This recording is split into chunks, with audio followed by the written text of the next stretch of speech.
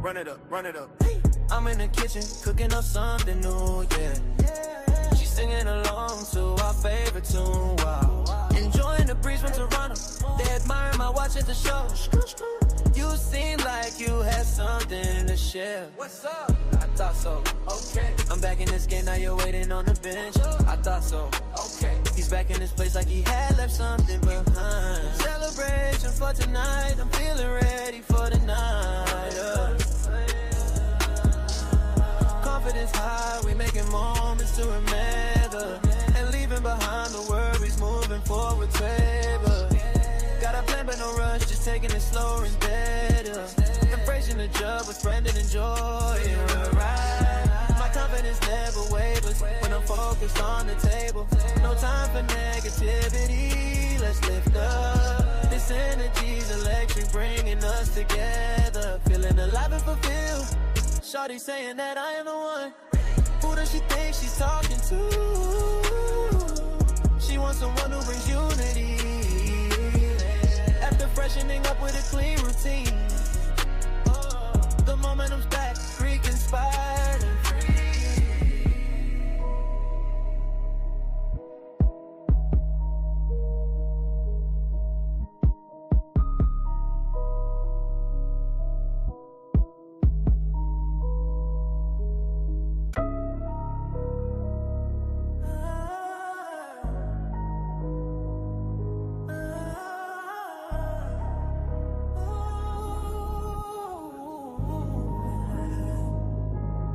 Run it up, run it up. You're rocking with the best. They studying the source now. Supreme Elite. New Empire talk. Came on reading numbers, they were reading memes. He was reading filings, planning out the dream. Turn every late fee in the case law heat. Judge bang gavel, he don't skip a beat. They like how you flip stress in the assets. You turn the loss in the last check. Thomas took notes, broke codes, then he proved it. Now the classroom global and the language fluid. Thomas is the blueprint. Write that in the sky, let the blueprint. From the courtroom smoke to the new man. He designed the way we move our 2 cents. Thomas is the blueprint. Supreme Elite team, that's the school stamp. From the first lay build to the full camp. New culture empire, watch the flag plan. Supreme Elite Team University. Turn the credit score into currency. Turn the closed door to a first key. Turn the side job to a legacy. He beat odds, then he beat litigation. Now we teach law like a new translation. From confusion into consultation. From survival into foundation. They log in, lights on in their eyes now. Section this, they reply now. He like, know your rights, then apply now. God, that's the real drip. Let it dry now. Thomas is the blueprint. Write that in the sky, let the blueprint. From the courtroom smoke to the new man. He designed the way we move our 2 cents. Thomas is the blueprint. Supreme Elite team, that's the school stamp. Wave it from the first lay build to the full camp. New culture empire, watch the flag plan. From the bench to the block, he reversed that. Put the power in the pen, yeah, he burst that. Every mind that he frees, that's a verse that. Whole culture on the rise, you can search that. Hey, hey, hey, hey, hey, hey. Thomas is the blueprint. Write that in the sky, let the blueprint. From the courtroom smoke to the new man. He designed the way we move our 2 cents. Thomas is the blueprint. Supreme Elite team, that's the school stamp. From the first lay build to the full camp. New culture empire, watch the flag plan.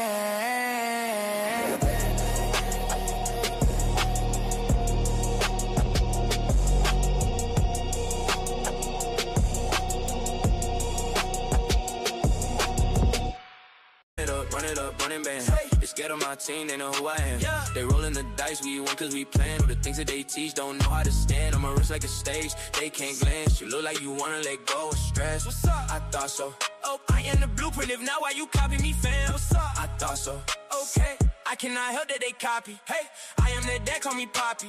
They wish they created the set. Yes, they on my D like a jockey. When it comes to the print, I'm the blue. Who? Every complaint, draft is smooth. Supreme Elite team be the ones. Yo, I created my own school. Facts. I came from the trenches. I came from riding them benches to proving my case with exhibits. My craft is. You're rocking with the best. You're rocking with the best. You're rocking with the best. News.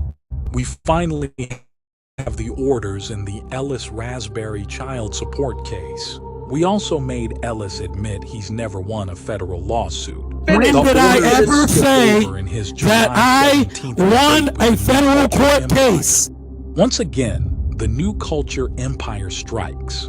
If I were you, I'd stay out of his way. Now welcome to the Raspberry Files, Part 2. Run it up, running band. Just get on my team, they know who I am. They rolling the dice. You're rocking with the Don't know how to best. stand. I'm a wrist like a stage. They can't glance. You look like you wanna let go of stress. Gotcha, bitch. I thought so. Oh, I am the blueprint. If not, why you copy me? I thought so. Okay. I cannot help that they copy. Hey, I am their dad, call me Poppy.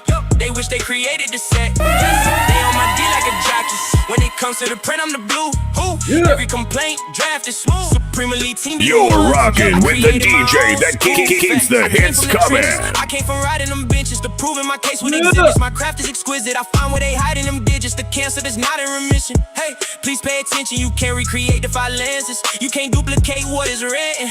You either gon' pay the tuition or pay for assistance, or pay the mistakes when you case it, dismiss them. I come with everything that's under the kitchen. This show is not suitable for all audiences. Listener discretion advised. Devils and I keep them under my feet. They saying they win, I never take their prescription. They never coming from the plaintiff's position. I am the blueprint, blatant admission. Check it when I talk classes in session. You're rocking with the best.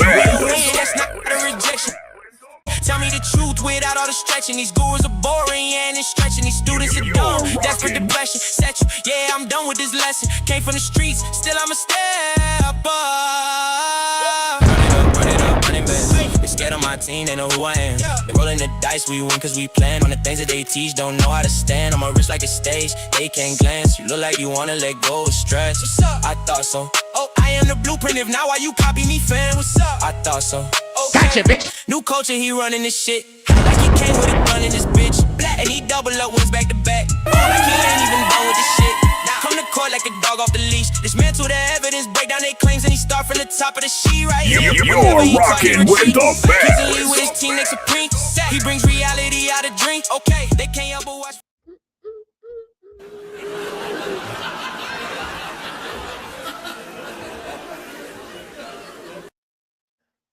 The joke's on you today. Before we get started, of course, 100%, when you're in the building with me, You're rocking with the best. Now, before we get started, and we're definitely about to get started right now, give you a little backdrop. On the 17th, I was supposed to debate. Y'all seen in the intro, we got about 5 to 10 minutes of the debate out the way, and I called him out on selling courses about court, child support, and not winning his cases. Before I put it on blast, he maintained that he won. Now, when I came on this panel to address it, he came back and said, oh no, I only said that I won based on what I filed. And of course, he's admitted that he's never won a federal case. So what we're about to get into is the orders when he was going over his docket sheet at Peach Court, which I retrieved today, why he didn't want to click on and view the orders, because my assertion is that the reason why he went to the federal courts and he's lost is because he originally lost in the state court. Now, everything that he's advocating for in the state court, in the state actions, is what he has for sale in his courses, his classes. So what we're going to do today, is we're going to see, why didn't Ellis Raspberry want to show the orders? Why didn't he want to get into the orders? Now, give it a little backdrop. Give you just a little backdrop. This is the case. This order right here, this was regarding the case of which he's in a ongoing child support case, which he has a contempt hearing coming up in August. And you know me, I'm going to be live and direct for that contempt hearing. Now, this case here, he went viral on TikTok. Yeah, went viral on TikTok because of his interactions with the judge. So let me pull this up and let's see if let me pull it up and let's see if I can just give y'all a little backdrop so you can actually see, what was going on in the court. I'm not going to play the whole video. But this was his claim to fame in court on TikTok. And this was one of the reasons why he said that he won. Was not pulling up, so whatever. We can. So, Ellis Raspberry, aka Equal Footing, was in court on TikTok. And you go to his TikTok page, he has the videos. He has the videos up, right? He has the videos up. And you can see those videos. You can see those TikTok videos. And his claim to fame was that he won his case, or he was winning his case.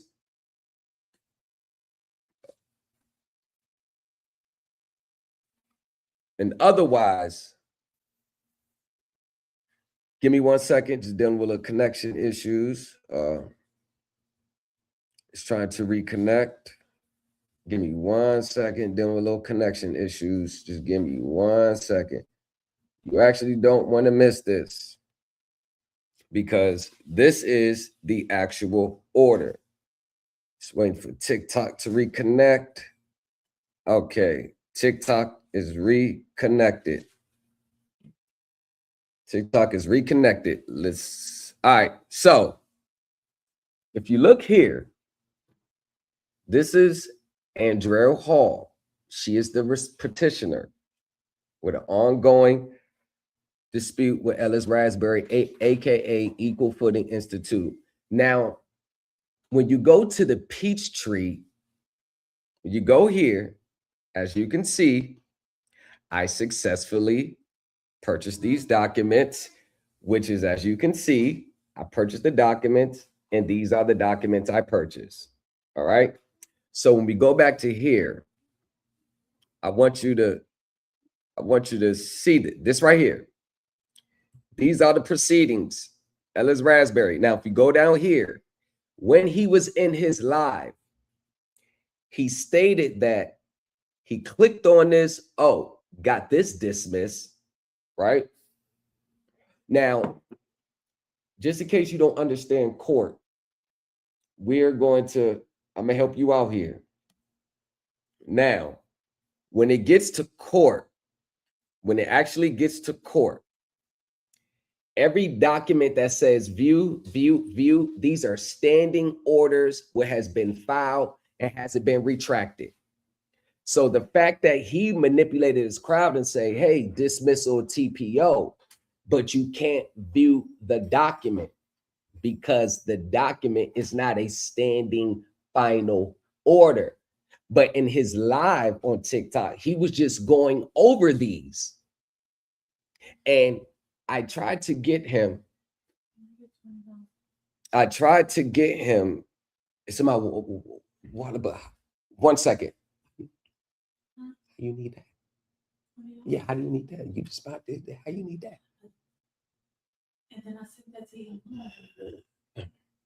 So he did not want to click on these orders. Ellis Raspberry did not want to click on these orders. If you go on his TikTok, well, the live is not up, but Ellis Raspberry never clicked on these orders to show like this. So now we're about to see why he did not want to click on these orders during this live stream. So TikTok, if share this live stream with Ellis Raspberry. Share this live stream with Ellis Raspberry. So on June 2nd, 2026, the above case came before the court for a hearing on a petition for a temporary protective order. Present before the court were petitioner's counsel, James Ossenbaugh, and respondent, self-represented. She went and got a lawyer. As you can see, she wasn't playing these stupid games with him. So, also pending before the court are several motions filed by respondent to win. Notice of special appearance in appropriate persona and in fiduciary capacity as trustee. Objection to subject matter jurisdiction. And for those of you who are keeping score, he was all on Article 3, Section 1 of the U.S. Constitution until I made a video about Article 3, Section 1, and I went live. Obviously, he did what all the other gurus do. Anytime the gurus come out with a certain matter and I speak on the matter, as soon as I'm done speaking on the matter, they retract themselves. Yes, they all do it. So during the live debate on July 17th, not only did he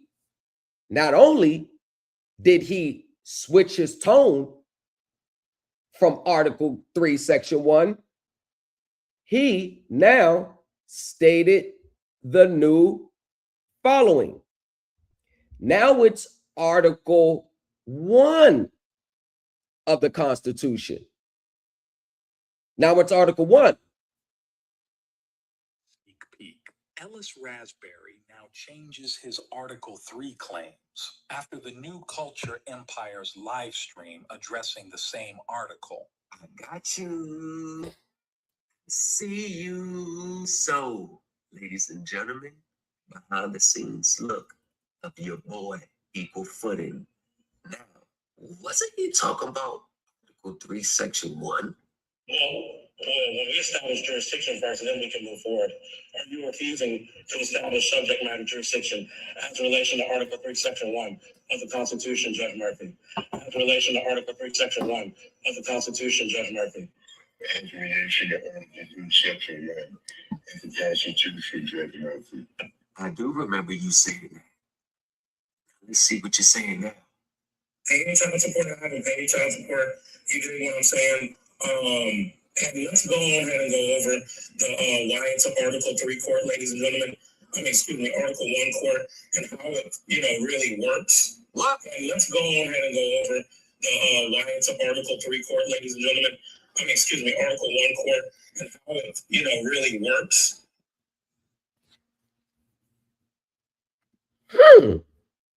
You're rocking with the best.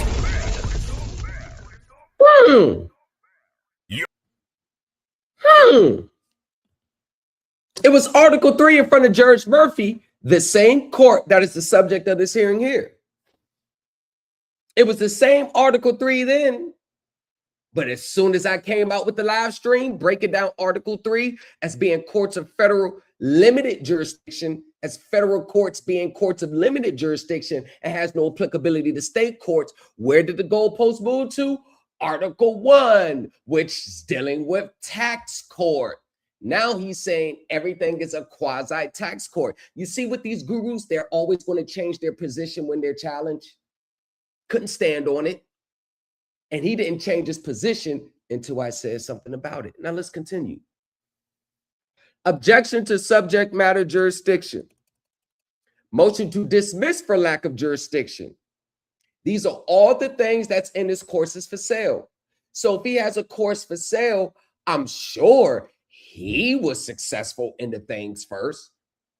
I mean, you can, because when you're successful, you know what works, you know what you can do. And now you can take the same core elements and structure around each individual case. The facts or circumstances will change, but the core elements don't. Now, the core elements always seems to change with him. In a motion to recuse Judge Brendan F. Murphy, demand for delegation of authority and oath of office in notice of perjury in bad faith by petitioner filed on May 7, 2026. An emergency motion for pre-hearing chambers conference on June 2nd, 2026, which is more evidence that he did not win the TPO, as he stated, because final orders are available for review. So since the TPO, because I actually believe that the underlying aggravated assault case was no pros, in which the TPO derived from, if it's no pros, then the TPO goes away. But I was wrong. The TPO did not go away. It's still active.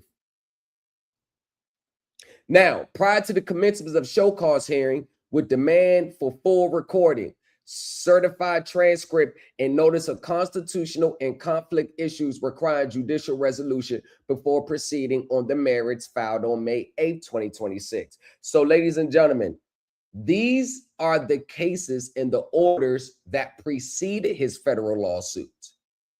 He lost in state court. Well, let me take it back and say this.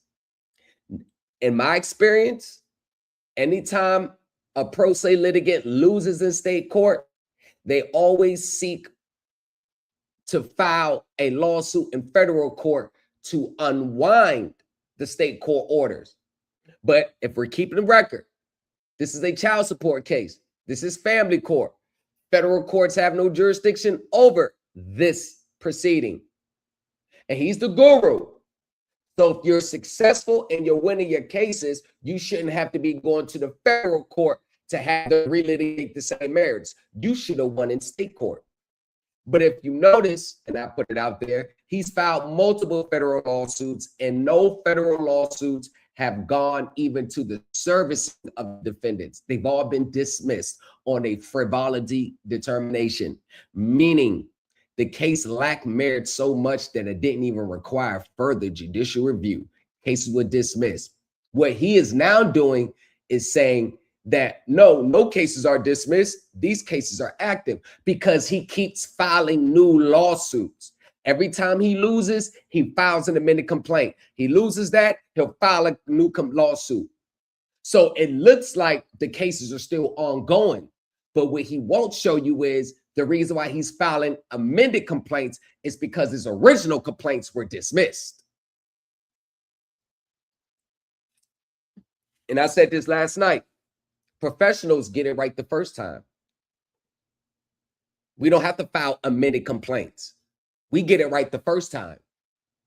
That's the difference between professionals and rookies in this space. And having reviewed the pleadings, the arguments and evidence presented, and the relevant law, not your 1920s case, not your 1930s constitutional claims. The court hereby makes the following findings, order, and judgment. Now, don't get mad at me, everybody that follows him, everybody that likes what he's saying, everybody that believes the Constitution, federal courts. Don't get mad at me because you believe it. Don't get mad at me because you believe it's true. And if your beliefs, if you believe something is true and your belief keeps getting rejected in court, it doesn't necessarily mean it's a conspiracy against you. If you're losing in court all the time, it's because of you. It's because of you. Stop blaming the system. Stop blaming the judges. Stop blaming them. The ball could go either way, but y'all are losing dead on arrival. The courts was fair to me. I was able to go to court and win. Hell, 2 times this year. So what's the difference between me and you? I'm being facetious. There's a big difference, but you get the point. In the May 7th motions, respondent challenges the existence of subject matter jurisdiction in this matter. At the outset of the hearing, respondent referred to himself as the Ellis M, the trustee for Ellis Raspberry. During oral arguments on the recusal, respondent repeatedly asked the court to provide proof of its oath of office and delegation of authority, allowing it to issue orders, a common argument raised by sovereign citizens. From what I've seen, the respondent objected to petitioner's counsel's reference to him as a sovereign citizen. You're rocking with the best. What? That the attorney too? The attorney is seeing the same thing I see? The court finds the motions filed in arguments are akin to those used in the so-called sovereign citizen defense. Once again, if you don't want to hear from me, I will let the judge tell you. You're rocking with the best. I will let the judge tell you. Remember when I said me and the courts are pretty much on the same page? Like me and the courts see law the same way. There's some nuances that goes on with court and not being 100% fair. But remember that I said for the most part, I'm going to come to the same conclusions the courts are eventually going to come to. See Tariq Madam versus State, 2021. The latter defense is one in which an individual claims that he or she is not subject to the jurisdiction of courts and government agencies. And it is defense that has no conceivable validity in American law. So when I say these are the same arguments he's making that sovereign citizens raised for the past 40 years, now you have a judge saying the same thing. See, you can argue me down all day. Go argue the judge down. Their orders are the only orders that matter. So once again, Ellis Raspberry, aka Equal Footing Institute, is a sovereign citizen. It is what it is. Such arguments and defenses should be summarily rejected. Brown versus State, meaning rejected at the door. Following people like Ellis Raspberries gets your case thrown out before the other side is even ordered to respond. Accordingly, the court finds respondents' May 7 motions as to jurisdiction, the court's delegation of authority, and oath of office, and special appearance are without merit and hereby denied, meaning the merit. You bring a claim, and this is what they do in these spaces. They bring a claim based on what they believe to be true. But when it comes to substantiating the claims under the court rules and procedures and substantive law, they have none. Want to know why? Because it's a belief system. It all came from the redemption manual.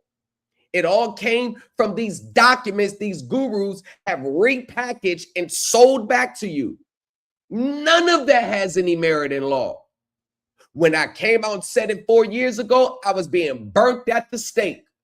Look at my emails now from the people who followed these people. If Crimea River was ever something tangible you can see.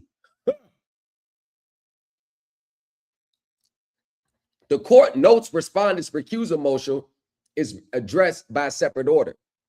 To the extent respondents May 7th motions raise arguments and defenses concerning the substance of the petition, the court finds they are moot as the petition was denied. As to the May 8th emergency motion, see, these are the things that Ellis Raspberry, you wasn't trying to show your audience. When I was telling you, now let's talk about that case. You didn't want to pull up the filings on the case. Now watch the narrative be spun. I've been denied access to the courts for 4 months. This is his claims. Well, I find it hard to believe when you are constantly filing motions with ease. How are you being denied access to the court? And ladies and gentlemen, this is the reality. Their pride and ego is so big that they can't fathom the fact that they just may be wrong. They can't fathom the fact that they may not understand court the way they think it is. See, they believe court and their arguments in court are all tied to what they believe is true. They don't ever make sure their claims are in accordance with the court rules and procedures with substantial law to support it, because that is a time-consuming process. Because one of the major things that you have to make sure is that you have proper interpretation of case law and statutes that you're citing. Many people misinterpret statutes all the time because they already have a confirmation bias of what the statute means before they read it. This is why you could take statutes like Title 12, USC Section 412, and just because you see the term application there, you already believe that the Federal Reserve funds our loans. So you're going to assume that the term application under Section 412 means that our applications, our business applications, our mortgage, our autos, they not understanding that the applications only deals with moving money back and forth through the banks and Federal Reserve. It's a separate process that has nothing to do with consumer applications. See, they don't understand corporate financing to the point where even if a finance company were to go to the Federal Reserve to get overnight funding to originate loans, that is a bad look on the secondary market. The Federal Reserve is the last absolute choice, meaning you have nowhere else. And granted that the secondary market in mortgage-backed securities and asset-backed securities is a big pool, you can find funding somewhere. You can even latch on to a company that has a big name on the secondary market, and you can enter into agreement with them. You can ride their coattail with the warehouse credit facilities. So it's really no excuse how you cannot find funding on the secondary market. So the mere fact that many people think that the first stop for the finance companies to the Federal Reserve, it's not because I'm saying it. It is one of the things where it is actually a known thing. It's common knowledge. It's not even a conversation that lenders get funding through warehouse facilities to originate the loans. It's a known, it's so customary that it's not even talked about. So that just shows the difference in the levels of understanding of many people in these spaces. They're still stuck on the Federal Reserve funding loans. You get what I'm saying? While both parties were welcome to bring a court reporter to the proceedings, neither party elected to do so. Therefore, the court denies respondent's request for a certified transcript. Oh, he could have brought his own court reporter there. He could have paid for it. But this is a guy who files all his lawsuits in form of papyrus, meaning I'm too broke to pay. So the mere fact that you can't even pay the filing fee for your lawsuits, it shows that's another sovereign citizen tactic.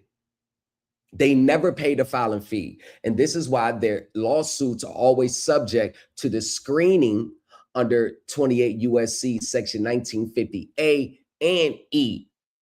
Because when you don't pay the filing fee, they're going to screen your complaint. They're going to look over it in detail to see if you have any merits.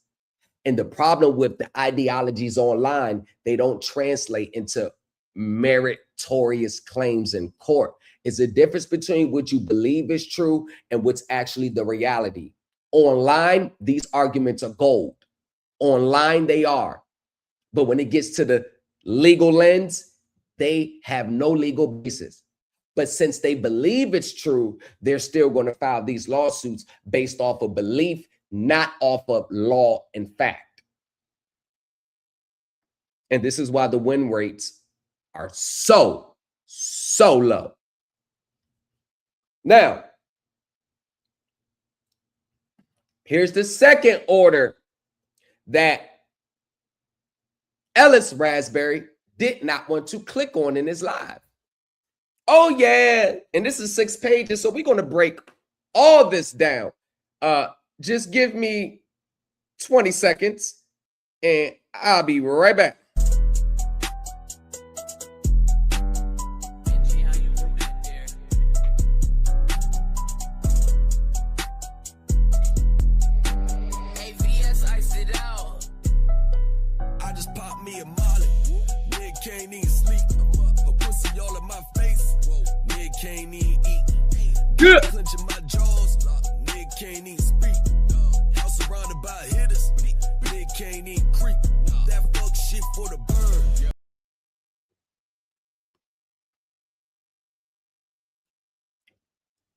Now, let me ask yourselves a question. If the courts are so wrong, every time I go live on TikTok, TikTok sends me a message restricting my live. I don't know why. Every time I go live off the when I go live off the off my desktop, they restrict my live. My live, it gets restricted every time. I didn't do anything wrong. I don't know why, but it gets restricted. Now, I'm going to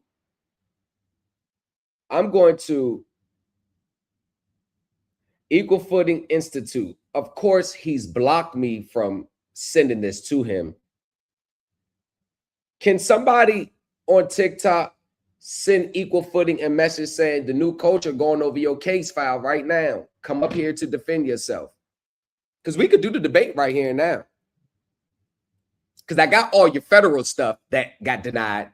But this is where your federal claims derive from because your law is here first.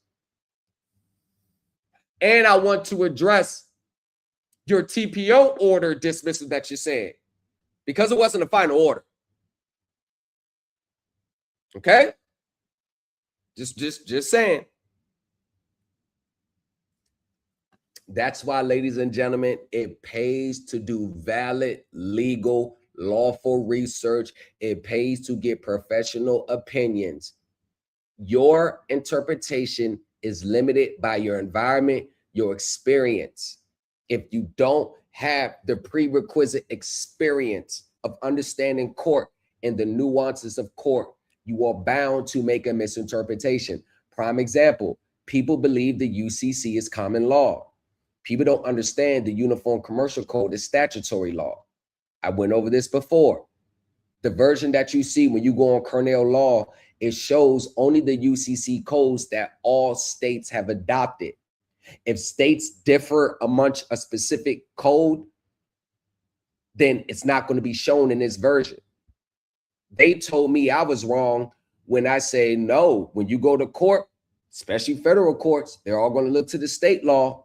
They're not really going to look to the general UCC because I've read hundreds of cases in the courts doing that because your transactions derived in the state. Your transactions didn't derive in the feds. This is why there's not a federal mortgage court. You notice how all mortgage foreclosures are initiated in the state? You want to know why they're not going to federal? Because when they file a mortgage lawsuit against you, they're not pleading federal laws on the face of the complaint. They're pleading laws governing secure transactions under the state Uniform Commercial Code laws. They're not pleading federal laws. You see, but once again, these are the things that are common knowledge. Basically, the world I'm in That's the bare minimum that you have to know. A lot of things that will be so new and groundbreaking in this space is nothing more than, motherfucker, that's everybody know that up here. You get what I'm saying? The separation. You can't even measure the separation.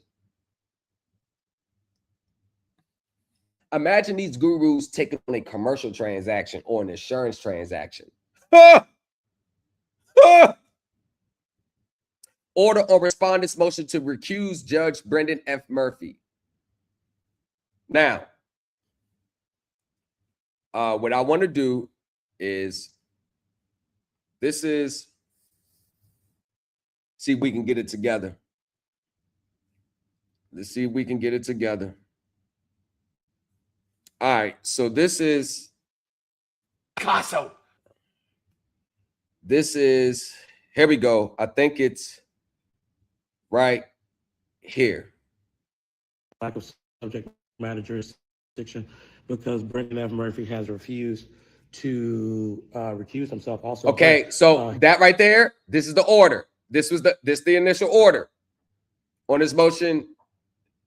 On this motions. Now, what we read in here, this is right there. This is related to in the video. This is related. This is related in the video. This is the court he was in. This is the court he was in. Right? How to defeat any case. So I'm glad I came across on here. How to defeat any case. So since I can be petty. What is that? 26 CV 03033. Let's just put that right here. Case number 26 26 CV 03033. CV 03033 says you lost. Right? So look, so I'll put that there. I want to see how long that stays up. So it says how to defeat any case. And this is the order from the video we just looked at. This is the order. This is the order. So let's see what he has to say. I love using their own words first and then coming back with the official black and white record. So let's see. He has refused to place the delegation of authority. Didn't we just review that? Record. This whole pleading, this whole show today is frivolous and ridiculous and honestly retaliatory in nature. Also, the petitioner needs to recuse, also is a conflict of interest because it's retaliatory in nature. She's also a named defendant in my federal lawsuit. The county of Cobb is a named defendant. And the county of Cobb, the case was dismissed. I have the case files. All those defendants in the federal lawsuit, they have been dismissed. The cases have been dismissed. The cases have been dismissed. So this is retaliatory in nature. It is. The sheriff's department, police department, many other. The sheriff departments, the police departments have been dismissed as defendants. Oh yes, I read case law and I read it very well. They've been dismissed. See, what he's not going to show you is the updates. So I got to show you the updates because he will never talk about this. He's going to gaslight. He's going to do what they all do. I motion to dismiss. I'm not backing down today. These are my rights. You don't have to back down all you want. You did not win this case. And we're going to get into the motion directly tied to what you're saying right now, Mr. Raspberry. Raspberry. Everybody has their rights given to us by the Most High, the Creator. And I refuse to allow you to trample my rights today. Please provide me with a delegation of authority and oath of office. I have filed this into my records.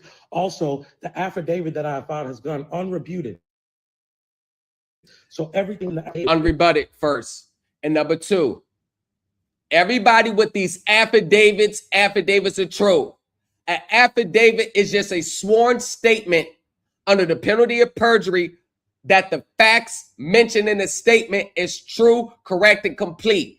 It places no legal obligation on anyone to respond to an affidavit because that would be a motion that the judge orders the other side to respond to, or the other side will see the motion filed and then issue their response. But an affidavit is being confused with a motion. An unrebutted affidavit means nothing because there's nothing to respond to unless the other side sees that in the facts contained in the affidavit are untrue and they have their own evidence to support the inconsistencies. See, this is what I call court. These are the little things that they get wrong. You think they're going to win big cases? They can't even get the little things right. It is consist to be true. Is that not right or wrong, Your Honor? And they take that silence like the judge is stumped. They take that silence like the judge is stumped. But as we go back here, this is what the judge is thinking the whole time he's talking. Let me show you. Let me show you what the judge is thinking. Let me show you right there. This is what the judge is thinking. Sovereign citizen. This paragraph right here. This is what the judge is thinking. Though respondent objected to petitioner's counsel's reference to him as a sovereign citizen, the court finds the motions filed and arguments are akin to those used in the so-called sovereign citizen defense. That's what the judge is thinking while you're talking.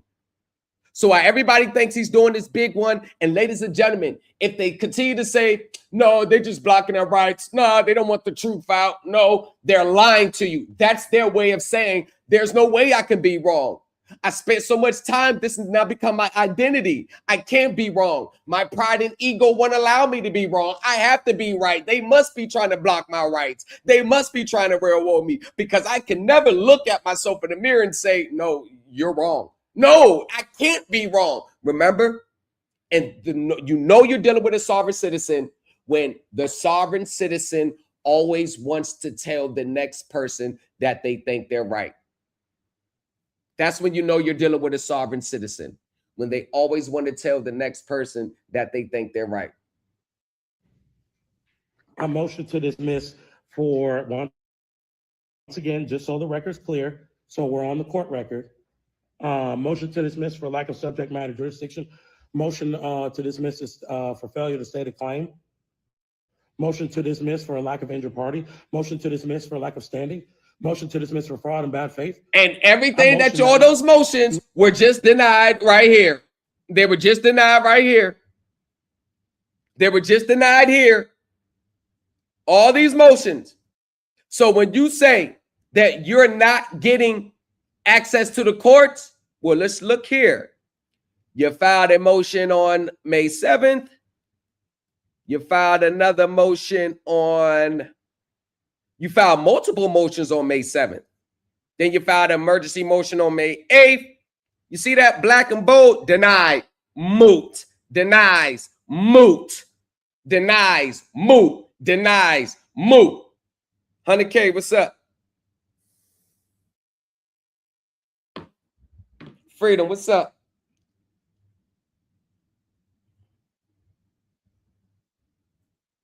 Y'all, what's up? Moot, moot, denied, moot. That's all you're going to hear from them. Come on. Let me let you get it all out. And look at that part 3, final part. How to defeat any case. Am I reading something wrong? Hold on. Am I reading something wrong? This how you defeat any case? This how you defeat any case? By getting spanked? He's been getting his ass wore out since February this year. It's been 5 months since he's been filing lawsuits, and the other side still hasn't even been ordered to respond. That's how bad it's gotten. File sanctions on the petitioner for moving in bad faith, Your Honor. Your Honor, Mr. Murphy. I'm trying to be as respectful as possible, sir. You haven't responded to me at all. Don't worry. He's responding to your emotions. You know what this is? And you know what? Let me just go sidebar right quick. The audacity for these people to still put how to defend any case. The audacity. Knowing that you are losing and still want to show people how to lose. Remember, winners follow winners. Losers follow losers. When that ex-SEC attorney, 27-year decorated career at the SEC as number 2 and 3 on the totem pole, 97-0 against finance companies. I got his record. They all paid the fines when he brought the lawsuit against these finance companies. 27 years. Comes from the Morgan & Morgan family, one of the biggest personal injury firms in the world. And when he was giving me pointers, when he was speaking, when he was reviewing my lawsuits, do you think that if he was like, you need to make a change here and here and there, do you think I'd have been like, oh, no, I'm right. This person got 27 years at the SEC. When the SEC comes, everybody settles. Nobody beats the SEC. When they come, somebody's going to jail if you don't settle. What are you talking about? Because I and everybody in my group and everybody that I know, we seek professional opinions. That's one of the things that I've hammered in the head of my students. This is why it's not uncommon for them to say, yo, I was talking to this accountant today. Now they're reaching out to professionals for professional opinions. That's the mindset instilled, because we know that we can do all the research we want. We can do all the studying we want. But at the end of the day, if you're not living in that life every day, if you're not conducting those transactions every day, if you're not litigating with those transactions every day, and I'm talking about multiple facets. I'm talking about securities laws. I'm talking about accounting. I'm talking about commercial. I'm talking about corporate. I'm talking bankruptcy. You get what I'm saying? The whale don't stop with just consumer laws. We handle commercial law. We handle insurance claims, personal injury, securities law, class action lawsuits. My freaking lawsuit ran like a class action lawsuit. It didn't read like a consumer complaint. It ran like a class action and got the stamp of approval from the ex-SEC attorney. Say, nah, they're going to settle. Out of his own world, they're going to settle. There's no way this is going to trial. He said that in August, right after I filed it. They're going to settle. God damn, if he wasn't right. Everything he said that was going to take place in my case took place. I say that to say, even a wise man knows his limits. A wise man knows his limitations. And if he doesn't have the direct knowledge, he surrounds himself around people who does. Remember, the owner of a Fortune 500 company is never the smartest one in the room. Many of these self-made millionaires were C students, but they surround themselves amongst the A students. That's what I did. I surrounded myself with the professionals. You want to know why? Because it's the insight. It's the wisdom. They live this life. They see things from that side that we won't see down here on this side. They see things that we don't see. I can know about a business all day, but unless I'm there for the daily operations, the day-to-day operations, I won't have the 100% full picture. I can infer, I can believe, and the facts and evidence can believe that I'm true. But what better is not only to have your facts and evidence, but you got a little insight on what goes on the inside. That's what made Credit Center shut up. I had information that wasn't privy to the public. And I still showed professional courtesy because I didn't file it with the lawsuit. I sent it to them in the email, but I left it out the lawsuit because that's just, it's when you're, see, we think lawyers, when lawyers deal with other lawyers, it's a level of professional courtesy and lines that you don't cross. Even though we on the other side, it's still that courtesy. And the lawyer for credit acceptance saw that I was dealing with him on a professional level, that was related. Like, as you could see, like, oh, if he was an attorney, he would have dealt with us in a professional level. Nah, forget that. Let's go here. Let's go here. What's his name? Let's go here. Hold on. Let's go to the lawyer.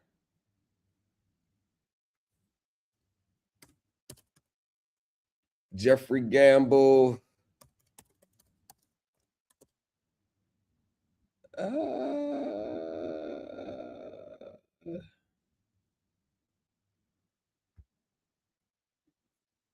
Okay, so this is the, but this ain't all of it.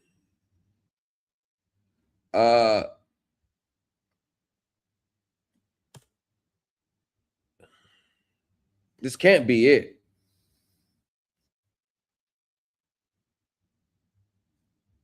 Okay, so this is the proposal document.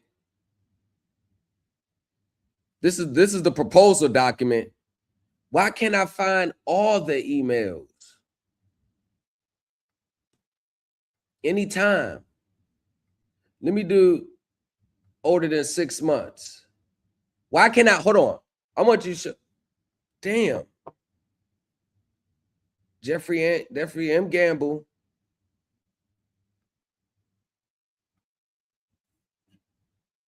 Hold on. There got to be more than this here. There got to be more than this. Mr. Gamble, prior conversation, please see the attached document. As mentioned, I am committed to resolving these issues amicably. Best regards. Thursday, January 22nd. Now let's do January 23rd, 2026.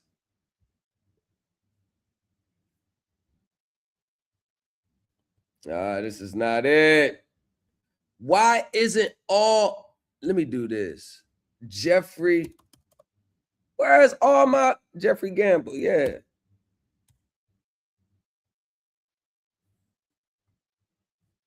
Where are all the goddamn emails at? Y'all, it's crazy.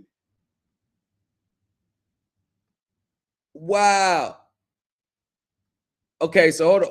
Wow. Wow. Wow.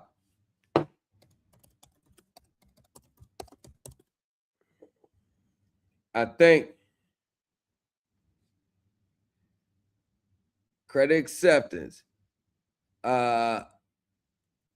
Here we go. Here we go. Here we go. Woo-wee. Look at all that. Look at all that. Look at all that. Boy, look at all this gas. Please be advised that the fee was paid and you'll be served within 72 hours of the complaint and all exhibits. Kirk, just be clear. I intend on arguing this case to term. Attaches the lawsuit. You will be officially served a copy of the discovery that I will be filing at the right time. I sent them the discovery before I filed the lawsuit. Yo, when it gets, hey, credit acceptance. Basically, I was saying, yo, stop playing. You don't want to do this. You're a multi-billion-dollar corporation. At bare minimum, you always do the arbitration. I'm telling you. If you try to fight this, you're going to open yourself up to other lawsuits. This is going to set precedents. This may shut whole operations down. Everybody's going to come out the woodworks for you. You don't want this judgment on the record. Settle with me. Settle with me. Just settle. I got you. Just do it. I'm pleading. Just to be clear, I intend on arguing this case to term. Attaches the lawsuit, you'll be served a copy at the right time. Furthermore, the SEC and IRS whistleblower may be filed at my discretion. I have not yet filed them, but they are prepared and ready to be filed. P.S. All parties will be held accountable in this action. Just letting them know, hey, listen, it's not what you think. It's not what you think. It's not what you think. Let me go here. Yeah, here we go. Here we go. Here we go. Look. Production of documents. Yee! Yee! Straight gas. Straight gas. Hold on. Where is the discovery? Sent this to him. Hey, discovery. This is discovery. Little discovery. You ain't never seen a discovery like this. You wanna know why? I ain't gonna lie to you. I'm gonna keep 100 with you. The ex-SEC attorney put like 4 pages together for me. And I ain't gonna lie to you. And then T-Dot, he put a couple pages together too. I use 7 of mine. Nah. Like 14. They put a couple to pay, and I used what they put together and created more discovery requests. All documents provided received from prepared by external agencies, auditors, accountants, financial consultants. Better screenshot it while you can. IT system documentation. You better screenshot it while you can. I know that's what you're going to do. Better screenshot it while you can. Request this. Finance company. Notice of preservation. Man, scout poll. This was sent to them. This was sent to them.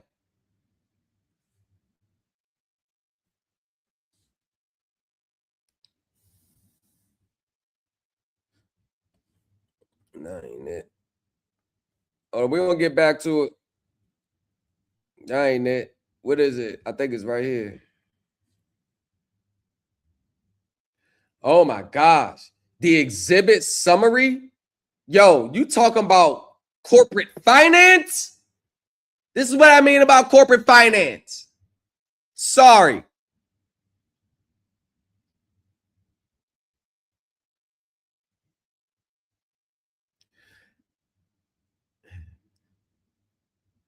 Hold on. Plaintiff's finance charge over $18,000 embedded in his contract consists of defendants' calculations for their finance charge, would consist of interest income earned on loans, administrative fees earned from auxiliary products, program fees charged to dealers under the portfolio program, consumer loan assignments charged to dealers, direct origination costs. None of now. Let's go. Remember when I said TILA's a sham? This is why TILA's a sham. I do this shit in real life. TILA is a sham. Relying on TILA laws is a sham. You have to know what's going on behind the scenes before you can use TILA to your benefit in many cases.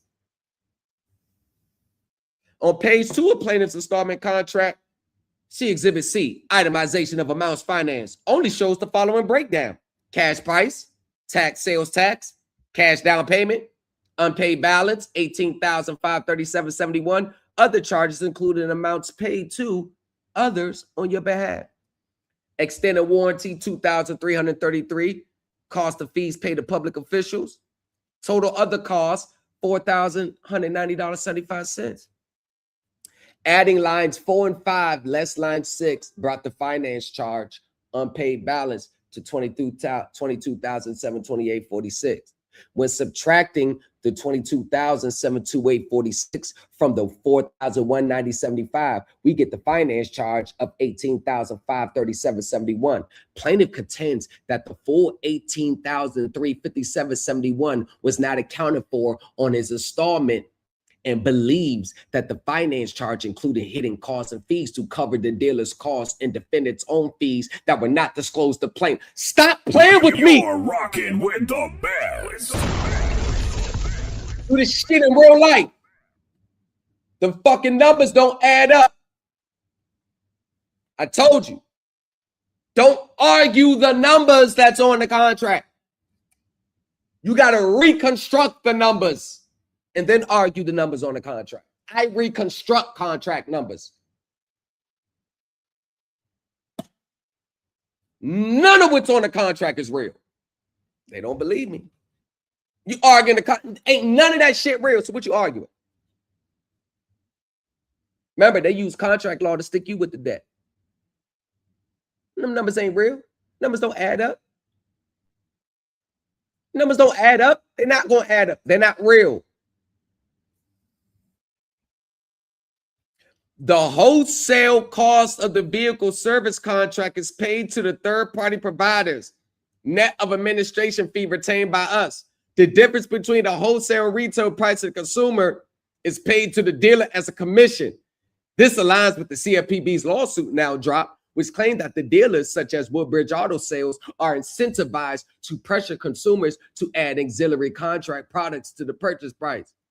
Come on, man. I'm breaking down their gap and stuff.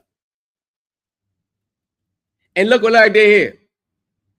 The defendant's own company, who provided insurance through the service of contract sold to consumers by dealers on the vehicles in the defendant finances, such as the plaintiff's vehicles, they own the company that does the service contract. They didn't know. Oh, yeah. Look at that. Valuations, maturity. Look, breaking all and relying with uncertain inputs, surplus proceeds. What it means to call the securities. Man, stop playing. This is the exhibits. It's the exhibits list. It's the exhibits list. Yo, this was a whole nother lawsuit itself. This was the exhibits list. Plaintiff installment contract. Bam. Service and tracked by Credit Acceptance Corporation. Bam. Places to securitization trust. Bam. Trust notes issued to investors. Bam. Trust receives cash flows. Bam. Notes retires or adjusts based on actual contract cash flows. Bam. Residual surplus values emerges in trust. Plaintiff claims the right to surplus as economic contributor. Plaintiff asserts ability to call securities through prepayment or early performance. Defendant's legal isolation fails. Recharacterization as a financing arrangement. Stop playing with me. Do this shit in real life. There ain't a finance company in the world that. Ooh. Look. Loan receivable. See, this is when you got to know balance sheet. This balance sheet accounting here. You gotta know how to read a balance sheet. This is a balance sheet argument in a consumer lawsuit. A balance sheet. Dealer loans, $8.35 billion. You actually think that these people playing? Look at this money in state. Look at the money I got to track. Purchase loans, $2.85 billion gross. Total, $11.2 billion. I'm taking their balance sheets and saying, I see what you're doing. Now I see what all y'all do. Thank you, Charlie. Defendant still reports plaintiff's category loans on its balance sheets, confirming it has retained control. It shall be noted that defendant classified within its loan receivables the dealer advance, which labels plaintiff's funding finance for the vehicle as a loan to the dealer, not a direct loan to plaintiff. Now we're getting into loan activity trust flow. What? Credit laws provisions. What? Contractual versus expected net cash flows. What? I'm breaking their whole internal operations down. This is how they work on the inside. And then the legal relevance. undermines true sale status. Defendant used plaintiff's performance to model trust cash flows. It must recognize plaintiff's economic contribution and control. Expected net loan income from dealer loans. Legal relevance. What? What? Oh my God. That's what I be saying when I look at these gurus online. I'm like, man, y'all have no clue. Y'all really don't have a clue. Y'all really don't have a clue. Y'all don't.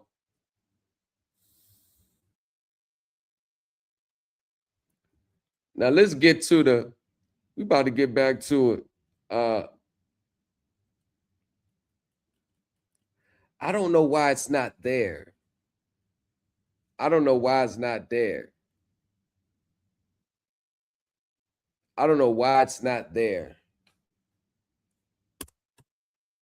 I want to show y'all why. I want to show you. Now, it's a really important thing, but I don't know. January 23rd, 2026.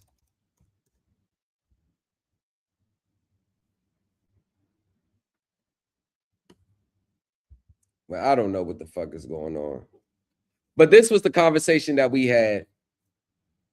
This is the conversation that we had. And they asked, what would the settlement look like? The lawyer asked. He asked, what would the settlement look like? That's what the lawyer asked. What would the settlement look like? And before I got to the settlement, I'm breaking down why. I'm breaking down why I will be entitled to win. I'm breaking down why I will win.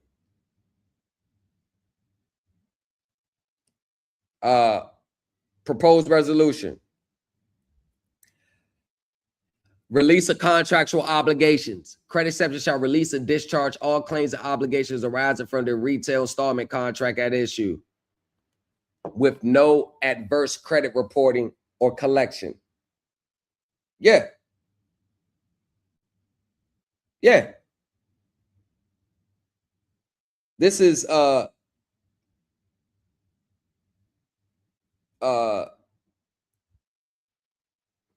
this is, you know, if you look at it, this, look, mutual dismissal and non-admission.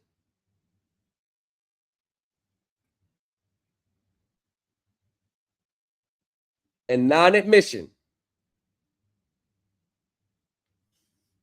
And non-admission. Reimbursement, look, all that, right? You already know what, and you already know what ended up happening. You already know what ended up happening. But that's what I'm telling you. That's why I said 16 months of investigation. I had them from all four corners, their internal operations down to the consumer side. I broke down their transactions with third parties and tied it all the way back to the consumer side. I'm telling you. I'm just telling you what I did. I broke through 4 of the important, it's really 15 transactions going on at the same time, 4 which is important to us. I broke down all the 3 prior transactions that they conducted that had nothing to do with me. And then I reconstructed our transaction by tying the other 3 transactions in, like, nah, Your Honor, this is how the transaction really went. The contract says this, nah, the transaction really went this way. So now that I look at how the transaction really went, oh, none of this isn't consumer laws. None of this is TILA. You didn't have all these finance charges listed on the TILA disclosure. Nah, you didn't have, oh, nah, this ain't an auto retail installment contract anymore. Oh, nah, it went here. Oh, nah, I can call the securities. I could do this. Hey, if I was in bankruptcy, you'd be owing me a lot more than if we was in bankruptcy. Hold on. If this was a tax court, the IRS would be spanking out about $290 million. What I calculated to 192 million to 250 million from my calculations. Well, which other venue you want to go in? Yeah. If this was a class action securities, I would be entitled to relief as an investor. That's literally what I did. If this was a class action lawsuit, I would be entitled to relief as an investor. If this was bankruptcy, all those assets and the trust would come over here to the debtor's estate. If this was tax court, the IRS would be scalping you to the tune of 250 M's. Multiple venues, multiple different situations outside of consumer, and all the core elements of set U still applies. Set U applies to the whole finance system. It don't matter what it is. It don't matter what it is. It applies. These are the core elements. Come on. Let's see what you got to say. Today. All right. That concludes the arguments concerning the motions filed on May 20th. The motions. We're now moving to Objection, Your Honor. You haven't filed subject matter. You basically say he denied all that shit. Now we moving on. Come on, Ellis Raspberry. You supposed to have the judge walk off the bench. Like, no, you right. Here's the order. You win. Here's the order. You got it. You beat him. You cracked the code. That's what I'm looking to see. That's what I'm looking to see. I don't see that. For the record. Are you, objection, Your Honor, are you moving forward without? That's what the judge said. You ain't catch it. He waived process because he showed up. He showed up.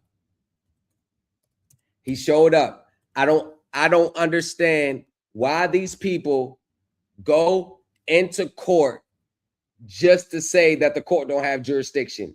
They don't have personal jurisdiction over you. You waive, and I don't want to hear the arguments. Well, if I don't show up, they're going to send the policy enforcers after me. Who gets two fat fucks? That'd be unlawful detention, right? So the mere fact that you're showing up, you're actually waiving any defects in the personal jurisdiction. You're waiving it by showing up. You're actually waiving it. I just want you to understand that you're waiving that. So why show up? Why show up?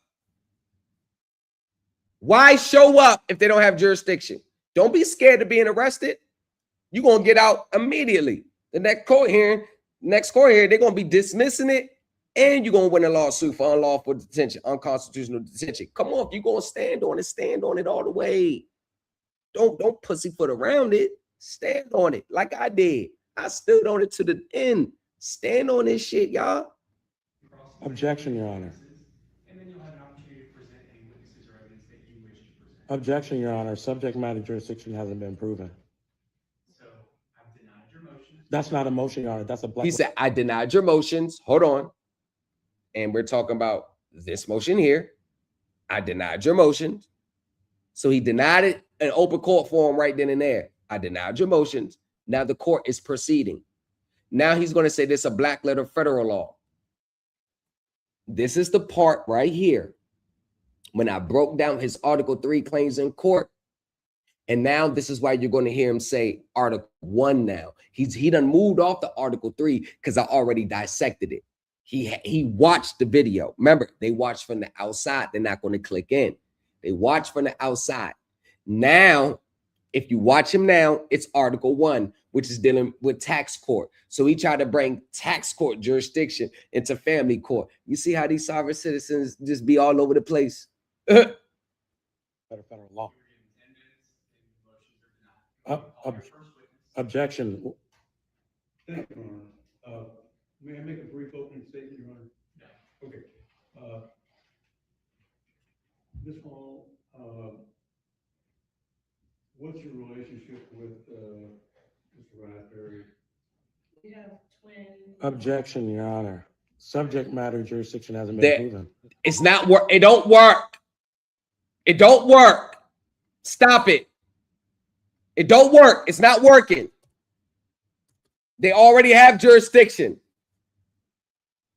They have jurisdiction because that's a family court. Family court deals with those. Family court deals with that. No, that's subject matter jurisdiction. Those arguments are archaic. Whatever court that you're in, they have jurisdiction by the state constitution. Want to know why? Because this is not mentioned in the U.S. Constitution, family court, is it? Because the family court was expressly mentioned in the Constitution, you will be in a federal family court. You notice how the 10th Amendment appears to show up in our everyday lives? The driving, 10th Amendment, state constitution. Family court, 10th Amendment, state constitution. Foreclosure, state consumer transactions, 10th Amendment, state constitution, and statutes. You really thought the states were just going to cede all their power to the government? I thought you did historic research on the 13 original colonies and everybody who signed the U.S. Constitution. You thought there would be a clause in there, but they would just cede 100% full power to the federal government. Don't you not know that states buck federal governments all the time? They buck the feds all the time. You know what the feds got to do? They got to threaten to cut off federal funding if they don't get in line. Virginia is one of the main states that bucks the federal government. Man, what? Federal government who?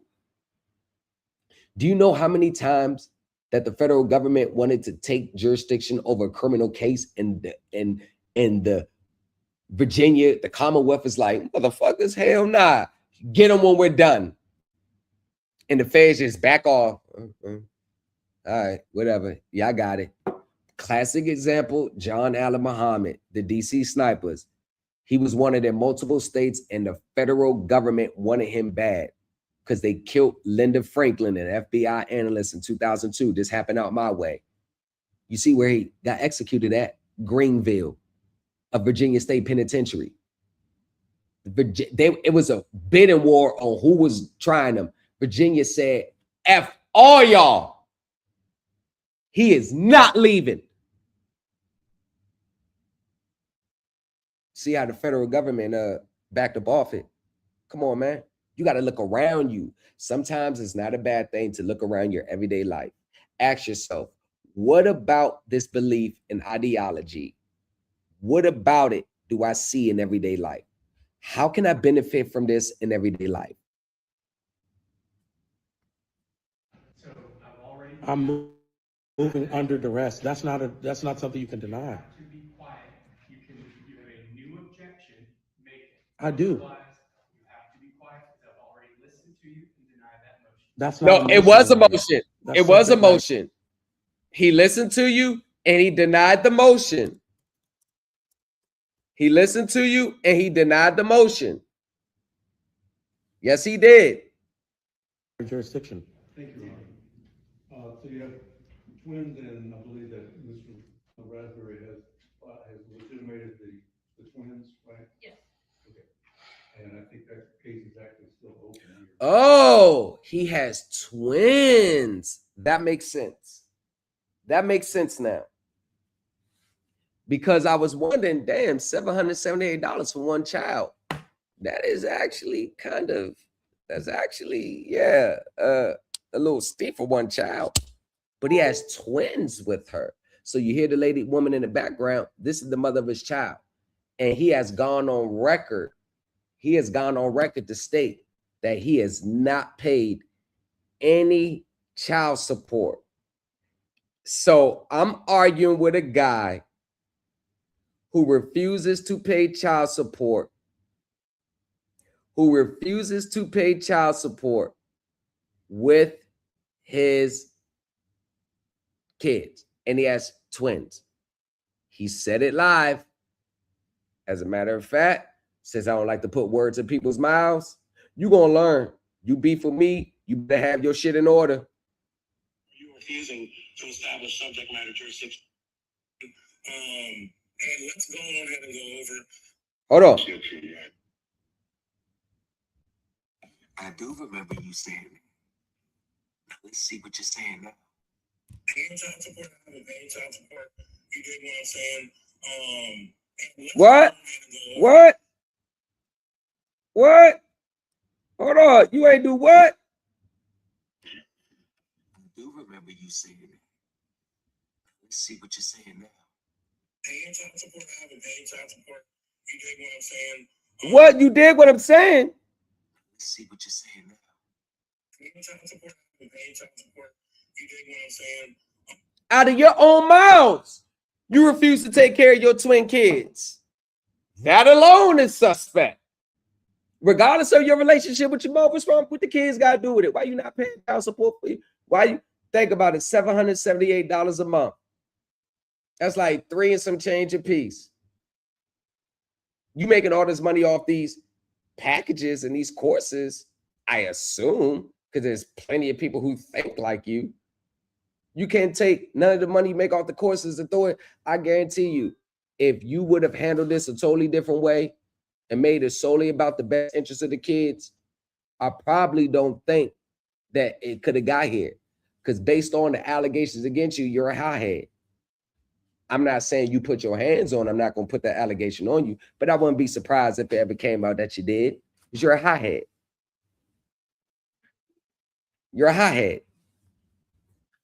County, right? Yes. Okay, after the legitimation, at some point, About 29. filed a TPO against him. You got your keys done? I don't want to go into details of that, but that was. Hold on, you said mom another what? Yes, it was. Objection, Your Honor. This is ridiculous. Subject matter jurisdiction hasn't been proven. Are you continuing to move under I'm moving under duress here. You're coercing me. No, Your Honor, these are my rights. These are my rights. These are my rights, Your Honor. I was really going. No, Your Honor, it can't be denied. I can't waive subject matter jurisdiction. Please show me proof that I waive subject matter jurisdiction.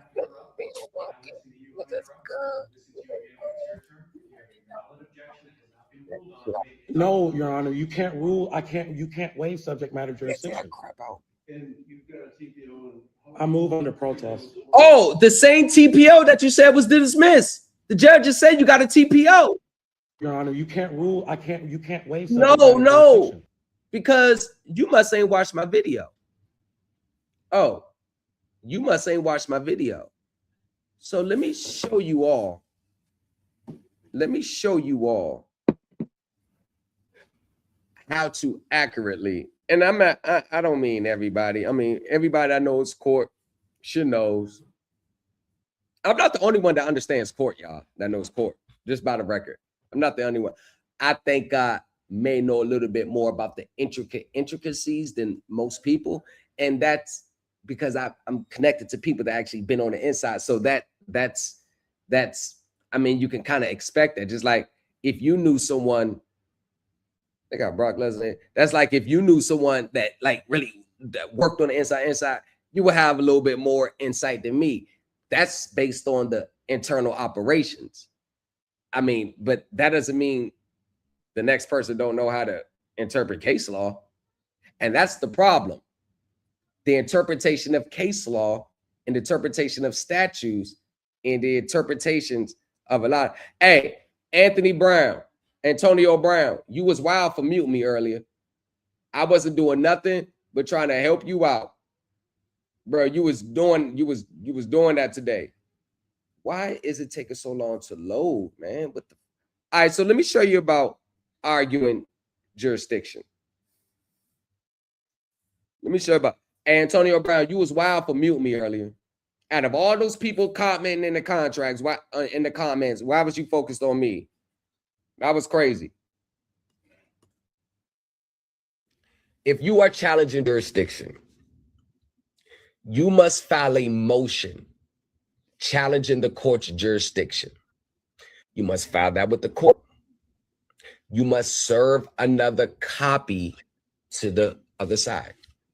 The other side gets to respond.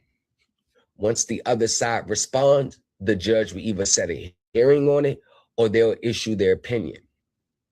Subject matter jurisdiction is already established via the state constitution and further authority from the 10th Amendment.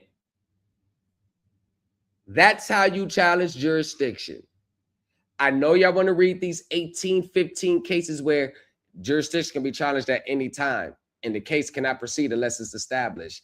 I know people have a literal interpretation, like many people who misinterpret statutes and case law. They always interpret things literal instead of getting the context.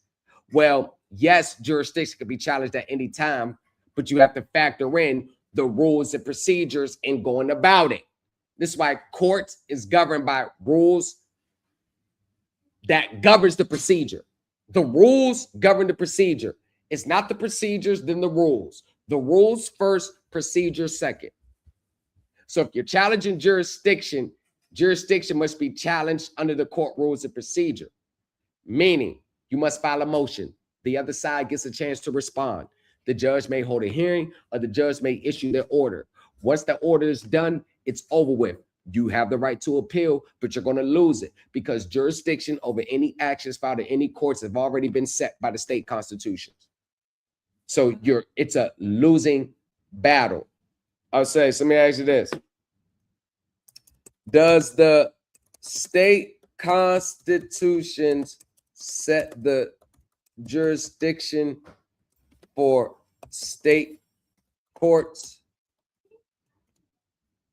by way of the 10th Amendment if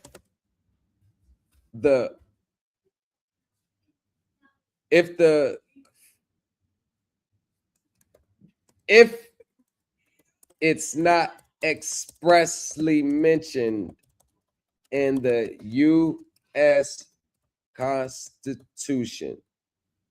I'm trying to understand how does people always see things different? Yes, state constitution, and here's the 22 sites. State and federal courts relationships.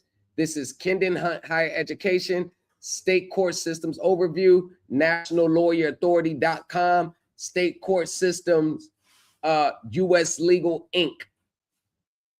Yes, state constitutions establish the jurisdiction of state courts, and this authority is structurally protected by the 10th Amendment of the U.S. Constitution. You're rocking with the best.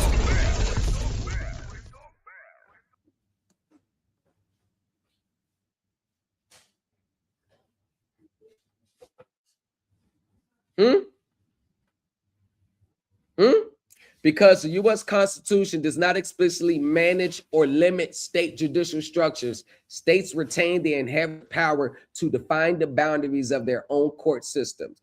My federal legal beagle people. You want me to click on the link? No, that's AI. Want me to click on the link?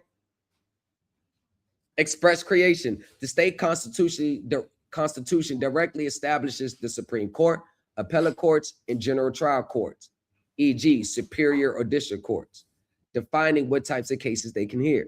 Legislative delegation.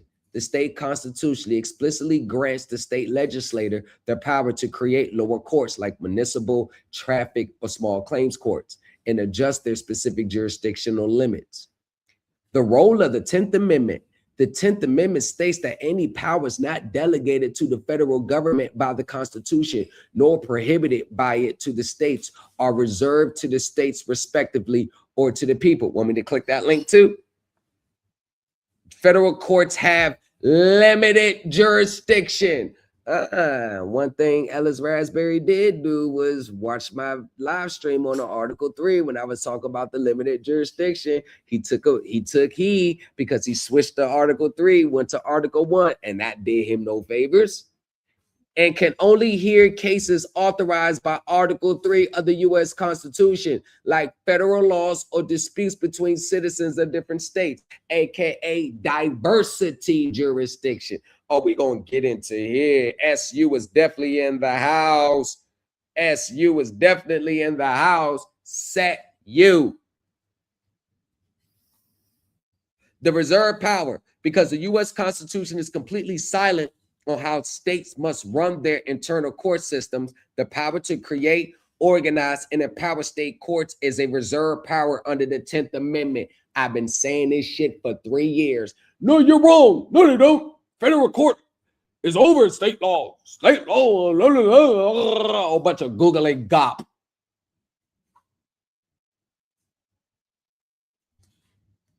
And this is And this is what I'm trying to tell you.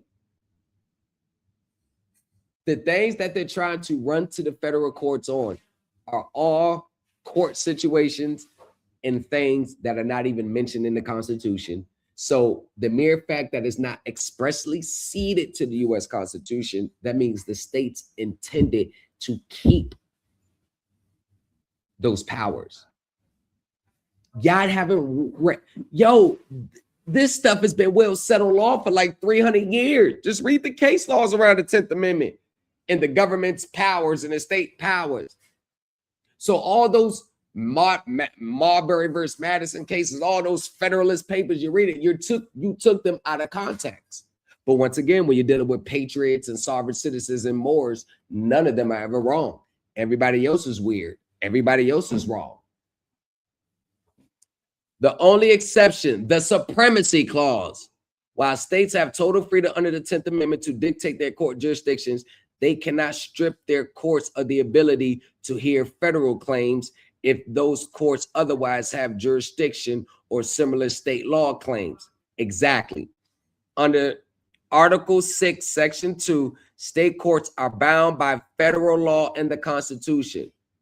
A state constitution cannot forbid its courts from enforcing federal civil rights or federal constitutional protections. That's what it means in context. So if it's a law mandated by federal law or a law under the U.S. Constitution, just because it's the state court doesn't mean they can just ignore it. Exactly. The Supremacy Clause. That doesn't mean every state court is inferior to federal courts, except the Supreme Court, which all courts are inferior to it. The Supreme Court gets the final say on a case, statute, regulation is interpreted. So if I interpret a case this way, but the Supreme Court interprets it that way, I must interpret the Supreme Court of the case law that way. There you go. There you go. But this is all the stuff that's supposedly be in this. See, this is going to be left out of the course, out of how to beat any case course. This is what's left out of it. And this is the problem. They always get you with these catchy titles. How to beat any case. How to not ever lose. That right there, that's an impossibility because every case is different. So basically what they're saying is it doesn't matter what the facts or circumstances is, you can win by doing this. What if the circumstances of the case is totally different from the arguments you're going to raise in that packet? It don't matter. You can still win. Yo, 98% of these social media teachers are scammers. They're scamming you out of your money. And you've got a TPO. I move under protest. Does that look like the face and the demeanor of a man that's winning? Does that look like a demeanor of a man that's winning? Does that look, is that the demeanor of a man who's winning? Okay, then what happened? And then a few weeks. Objection, we're moving forward without proof of subject matter jurisdiction. There was the respondent appeared to our home. And they're completely ignoring him. Is this the demeanor of a man who knows how to defeat any case? Look at the body language. Is he winning? And look at this idiot. Speak, bro. Speak, bro. Speak, bro. Yeah, you did it. What did he do? And what I tell you, the L, I tell you those L's and bays. Man, I tell you those L's and bays. And look, you follow me. Look, to be nosy. Follow him to be nosy. You know how many sovereign citizen people follow me to be nosy? Being nosy. What you got to follow me for? I fucking vehemently disagree with all y'all. Why would you want to hear what I got to say? You're looking for little bits and pieces to add to your sovereign citizen arguments. I know. I know. My biggest teacher is you. My biggest student, is Yusuf L. My biggest student online is Yusuf. Yusuf hasn't been biting from me. You know why I've been mad at him for changing his positions over the past couple of years? What you notice how he started changing his positions now? Where do you think he got it from? Where do you think he got it from? Me. You think I'm saying it because I just want to say it? I didn't pay no attention to it, so I kept getting 30 text messages and screenshots. 30 text messages and screenshots. I've been getting things like this for over 3 years. It built me. For 3 years. I've been getting my text messages. If I go back to 2023, I've been getting this for 3 years. Forgot this dude's name, but he just biting your platform with no shame. I've been getting random texts like this from people for 3 years. Yo, this motherfucker, you just talked about it. Now he talking about it for 3 years. So when I say I am your teacher's teacher, that's what I mean. You're rocking with the best. That's what I mean. I don't be paying attention. I get text messages, emails from random people that's in this group.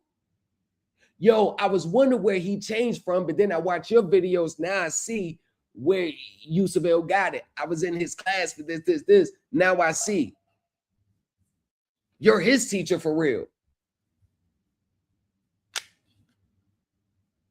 And you know what I respond to? It be like that. And keep it pushing. To live in the home together. That's a fact. That's an opinion. A fact is subject matter jurisdiction, Your Honor. Proof. Opportunity to be heard.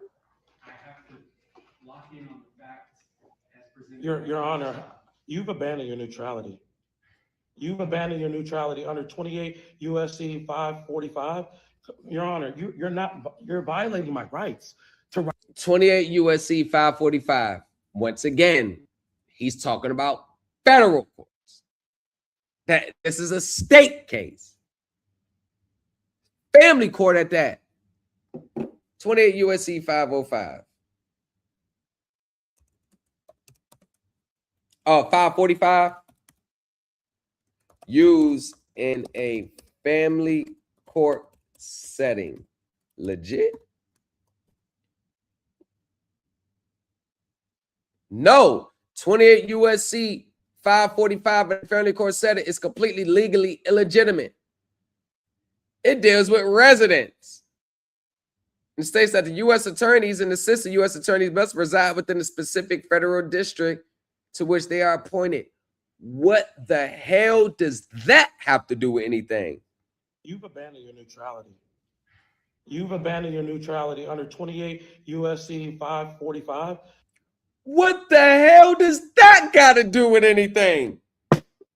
Has no authority. They just be citing statutes.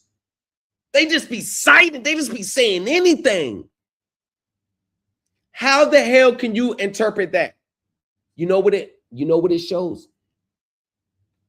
They've been so conditioned to just read what's on the fucking biased document, to read what's on the goddamn document. They don't even research the cases and the statute that's on those documents. They just see it, and cite it. Do you think anybody in their right mind will bring this up if they actually knew what it meant? This is Ellis Raspberry here in real time taking his words. This is why he can only do the ad hominem attacks and eating the mic, gargling the mic, swallowing the mic, eating that mic up. Yo, equal footing. You are nowhere near on my level. You're not even on my students' level. You're on nobody's level I know. You're not on Freedom's level. You're not on 100K's level. You're not on Darren's level. Like, you're not on nobody's level. So the only people that's going to continue to follow you are people who think like you. People who think like you are not winners. So your live is not eligible for recommendation and restricted in search results. Your live improvement in some regions has been discontinued in some regions. Body exposure and sexualized behaviors. Woo way, boy, they doing it. They TikTok, if you're listening, I'm just doing an educational video on warning the people on, you know, to take a second look and hit the brakes before they want to jump off the fiscal cliff. TikTok. I mean, golly, TikTok. Golly. Hey, yo, shut up. Hey, y'all, let's make them mad. Can I get 3 gifters on TikTok? Can I get 3 gifters and let's get up to 2,500 likes. Your Honor, you're violating my rights to due process. So What? I've already ruled on all. How can I waive subject matter jurisdiction? How can See, I've already ruled. So just in case we rehash, I've already ruled. I've already ruled. I've already ruled. Right? I've already ruled. So why is this title, How to Defeat Any Case? Why is that still up? Why is that caption still there? Is this indicative of anyone who's winning anything right now? subject matter jurisdiction when it's a black letter federal law? This is your warning to not make the same objection again. You need to remain silent while the petitioner, you are correct, she has the burden to prove her case. And so I need to give her the opportunity to make her case. If you have a new objection, make it. Otherwise, you need to remain silent until it is. You can't even raise the subject matter jurisdiction thing again. And that is the hallmark of your teaching. That is the hallmark of your teaching. Ladies and gentlemen, let's take a brief commercial break because now this hits harder. This hits harder. Now let's take a brief commercial break. Let's do it. Let me show you. This is what hits harder now. Now that we have it here, now let's go back and look at it. Where is it at? Let me see. I thought I had it up. He changes sneak peek. I thought it. Oh, was it taken down? Wow. Wow. When did I ever say that I won a federal court case? You're rocking with the best.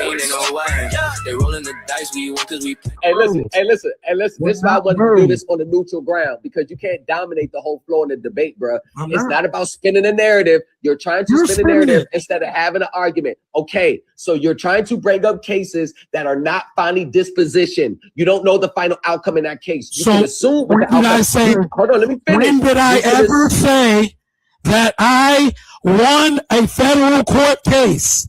When did I ever say that?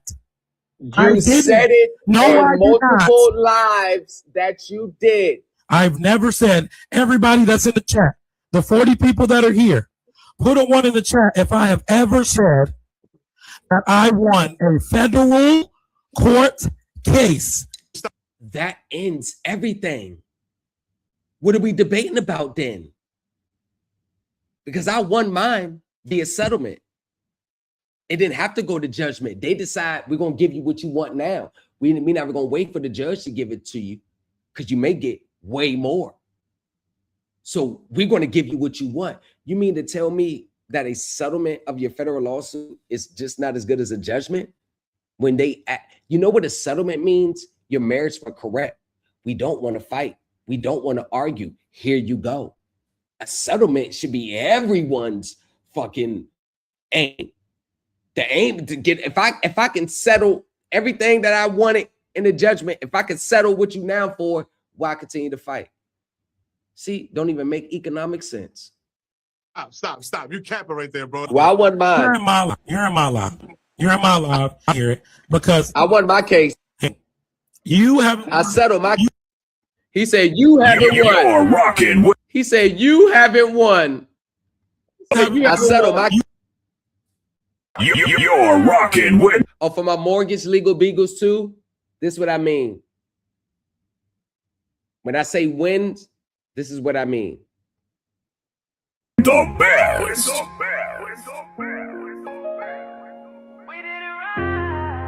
Commercial break. Credit acceptance was trying to finesse me. You're rocking with the DJ that keeps the hits coming. Sent the email with the proof, then I filed a suit. Judge saw the evidence, then they called. In the world of courtroom self-help, confidence is everything. We are told that with the right paperwork, the right trusts, and the right secret legal knowledge, anyone can beat the system. And we are told that with the right paper Evidence, then they called. in the world I think I saw it. Courtroom self-help, confidence is everything. I think I saw it. Help. Confidence is everything. I think I saw it. Right paperwork. That with the right confidence is everything. Right there. Right there. Self-help. Confidence is everything. Right there. Establish a federal court child support enforcement under the Social Security Act. He scrolls fast. Everything. Explains how child support payments are distributed between the government, incentive payments. None of this right here is going to help you get out your case, your child support. None of this. None of this matters. You see how they're throwing on? None of this matters. It's not fraud because these are set up under statutes. It's not fraud. Oh, he thinks all this is fraud. Oh, he thinks this is fraud within itself. Remember I told you it's fraud when they believe it's fraud. Do you think he could satisfy the who, what, when, where, and how with this right here? Absolutely not. Look, allows fine. Look, means nothing. This is what you're buying. Means nothing. Means nothing. Of course, yes, they can withhold your federal refunds because they're going to do a cross-reference with the state agency. So if you owe child support, they're going to take your federal refund and pay your child support. You can't get around it. Actually, it's going to happen automatically. So when you're going to file a lawsuit for them taking it, and they say, well, Your Honor, he did owe $3,000 in child support. What you think any federal or state court judge is going to do? Oh, you owe $3,000 in child support under a standing court order? Oh, what you want me to do? Oh, you going to keep that $3,000? Oh, you tripping. See, this is, I don't even have to make up lies against them. I just use them against them. You're told that. Look at this. Criminal. Hey, right here. Right there. 18 USC 228. No private citizens has any private right of action under Title 18. Another red flag. Look at all this right here. Garbage. Not going to get you nothing. With the right paperwork. Right here. Look at this. 42. None of this matters. They're selling you a whole bunch of garbage. Ellis Raspberry, aka Equal Footing, is selling you a whole bunch of garbage. If you are in the Supreme Elite Team group right now, is what's being taught and set you garbage, fraudulent, or waste of your money? Rather, another question. Do you think I can charge more for set you and be justified in doing so based on the information? Stop playing. The right trust and the right secret legal knowledge, anyone can beat the system. Enter Ellis Raspberry. To his followers, he is a legal architect, an educator selling specialized courses on how to dismantle government authority, secure private assets, and claim absolute victory against state and federal courts. But public records tell a completely different story. Look at the dockets, and you won't find a trail of legal triumphs. You find a record of consistent, swift defeats. when Raspberry sued to protect his driver's license and passport in federal court. Kate. Before the court is the motion for preliminary injunction filed by plaintiff Ellis Raspberry, who is proceeding pro se in this action. For the reason explained below, plaintiff's motion shall be denied and this action shall be dismissed for lack of subject matter jurisdiction under the Rooker-Feldman doctrine. There go one strike against you. Dismissed. When he filed sweeping civil rights actions against entire... So that when he was talking about in the hearing, hey, I got sheriffs and police officers in the federal lawsuit right here, deny access to court and all this. Entire county governments. His claims were immediately flagged by federal judges for... Right there. This action having come before the court, Honorable Tammy Totenberg, United States District Judge, in the court having made such determination, it is ordered and adjudged that the action be dismissed for lack of subject matter jurisdiction pursuant to 28 U.S.C. 1915 and 28 U.S.C. 1915 E2B and 1 eye and 2 eyes. So let's look up that 28 U.S.C. 1915 E2B 1 eye and 2 eyes. So what does it mean? I already know what it means. I just want y'all to see. That means your case was frivolous and frivolity determination. But I want you to see it. What does it mean if a lawsuit is dismissed under 28 U.S.C. 1915? Hold on. Let's go here. 28 U.S.C. 1915 E2B 1 eye 2 eye.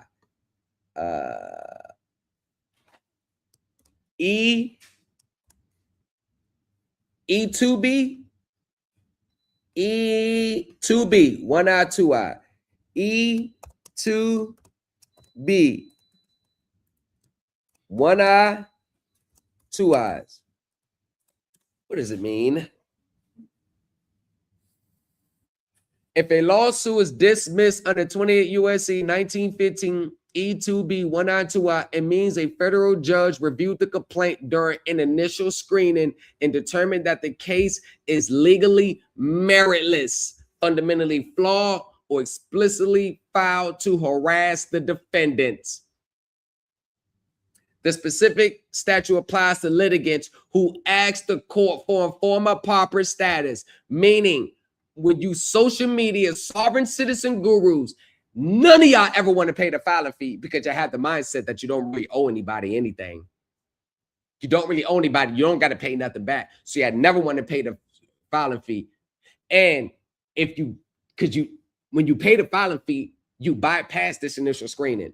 Now the other side just going to scalp you on the motion to dismiss, and that's going to be granted. So you're stuck between a rock and a hard spot, having the courts throw your case out before the other side is even served, or paying the filing fee and still lose your case and lose your money and get embarrassed,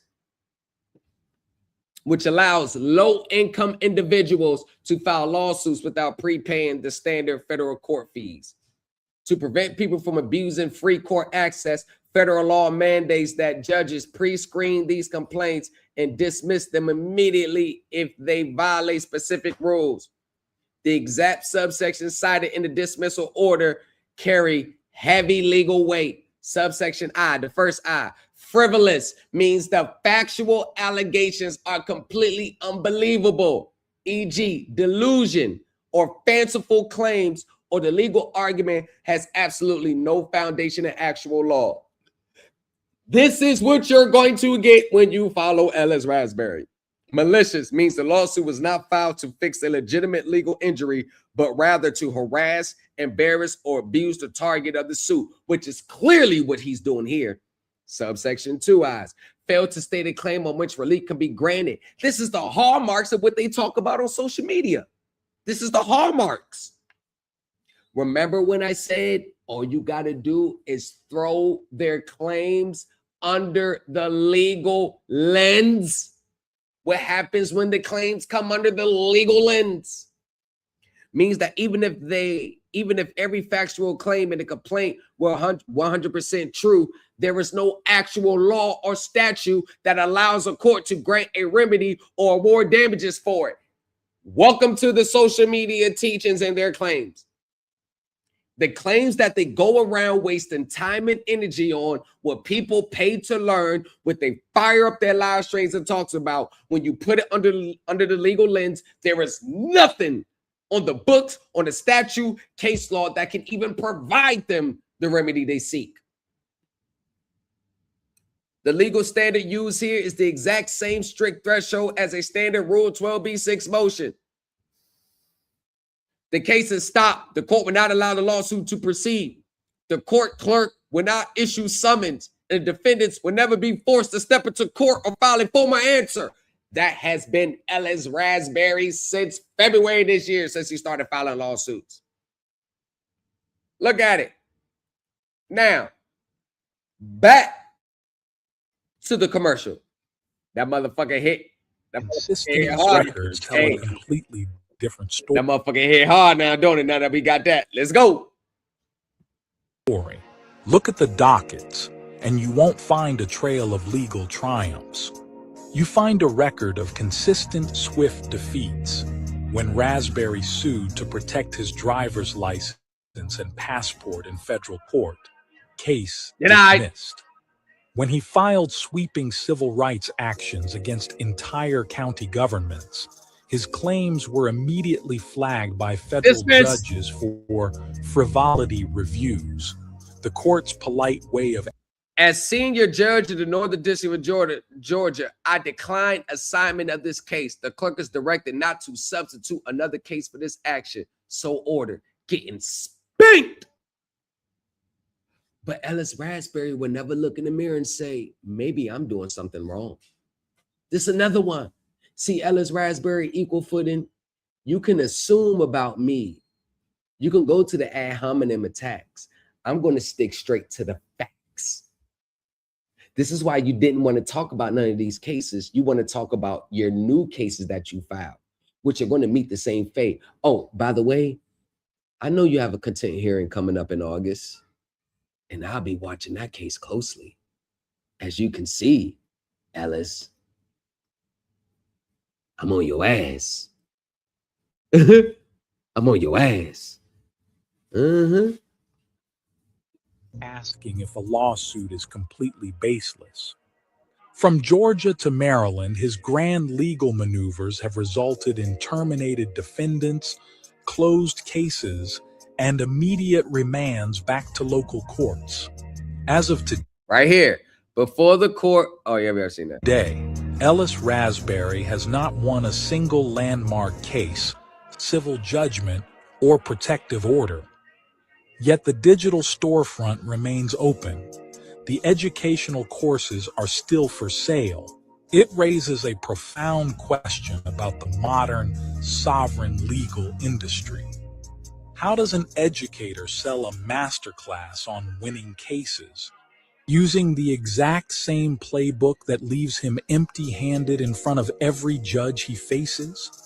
In the court of public opinion, you can sell a dream. But in a court of law, the record never lies.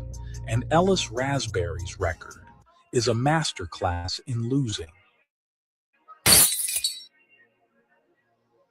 Woo! God damn, that was a hell of a commercial, wasn't it? Put his ass in a blender. So the last thing I heard was there was a TPO and it was 6 months and expired. And then what happened? It didn't expire, Your Honor. It continued. He violated it at almost the conclusion of it by arriving at a home that we used to reside in together.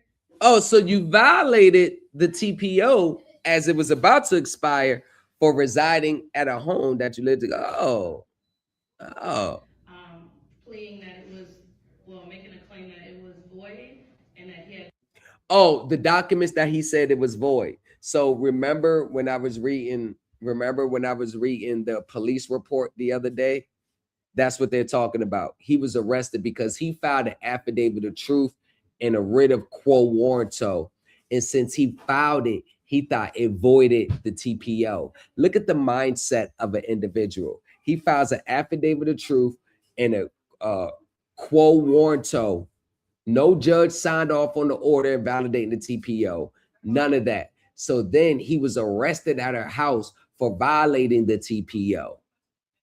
So how do you dismiss a TPO when you was arrested for violating it? Oh, I have the police report too. Yeah, I have the police report. Huh? Ellis, you can't fuck with me, bruh. The more you try to spin the narrative, I'm just going to come with black and white facts to destroy your narrative. I deal with black and white facts. There's plenty of gurus I buried alive. I made an ass out of in the last 4 years. You're not hip to me, but you're going to be hip to me after this. Documents at that time, I contacted the Cobb County Sheriff Department. They arrested him at the home. Remember when I just said you got arrested at the home? It's in the police report. That's what she's speaking on. You got arrested at the home. And then we were sent back to court where the judge issued a 3-year protective order. The 3-year protective order is right here. This is why when he was like, oh, I got this dismissed. You notice how you can't speak on it? You can't click on it because everything is here is what's ordered. The final entry, the final entry, the final entry. This is the brand new 3-year protective order. You see that? But you didn't say that in the July 17th live that was on when you brought this up. You pulled up the same peach court. Here's your docket, but you never clicked on any dockets to read them. You notice that? You didn't click on it. Look, you can't click on it because it's not. You violated the protective order before it's about to be over with. You see that, June? Can't click on it because it's not a final order. You got a new 3-year one. Why didn't you tell your audience you got a new 3-year TPO? They gave you a 3-year one. You can't come within 200 yards of your baby mom. I know that burnt you up on the inside, didn't it? I know it did. It hurt, didn't it? You are mad right now. You're mad at her. You're mad at the system. You're mad at yourself that you just can't get out of that child support order. And now you face jail time in August for not paying child support and being in contempt. It's going down. You're going down bad. You're going down bad in real time. Black and white facts to evidence it. Oh, you wanted my attention. Now you got it. I told you this is not what you wanted to do. I will fuck you around. I'm telling you, you don't want to have beefs with me because I do my research. I will pull up everything on you. Trust me. And if it gets too deep, I will contact the private investigator. Oh, it gets serious. That's why I be liking to chill. I don't want to take it there. I don't want to take it there because I know what I'm going to find. Okay. So in that 3-year protective order, that expired in 2025? Yes. Objection, Your Honor. That temporary order, I filed documents in order, just the same documents that I filed with you, challenging. I did the same thing with Judge Manning and the same thing that you're doing. I'm challenging subject matter jurisdiction. You cannot rule or move forward. What you need to do is you need to write this down. Write it down. You're a named defendant in a federal lawsuit. You can't keep arguing the same thing, or I'm going to remove you. You can't. You can't keep arguing the same arguments. Does this look like a person that has valuable information for sale? I am done with these proceedings, Your Honor. I motion to dismiss for lack of subject matter jurisdiction. You're done? Where you going? Don't be a crybaby. Stick around. But you have how to defeat any case. This ain't it. Oh, you think you won the case because based on your documents, just like you thought you won your lawsuit based on what you filed. He said, not garbage. Max Philippe, not garbage. Okay. He is terrorizing that woman. That's exactly what he's doing. Can't sell courses from a sale. Hey, so Max FAF Lee, he says not garbage. Max, so when I say garbage, I'm saying garbage because of this. This was the motion. Now, this is a judge, right? They get the final say. You see that? You don't even have to read. Just look at the bolded words. Deny, moot, deny. It's not garbage?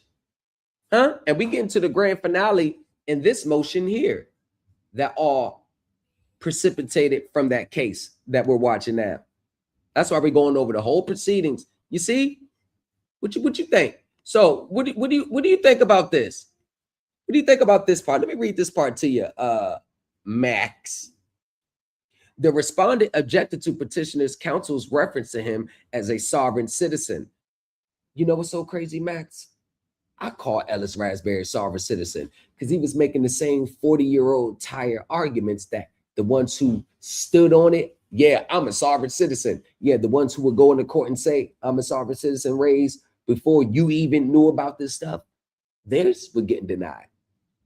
The court finds the motions filed and arguments are akin to those used in the sovereign citizen's defense. Tariq Maydam versus State, 2021. The latter defense is one in which an individual claims that he or she is not subject to the jurisdiction of courts and government agencies.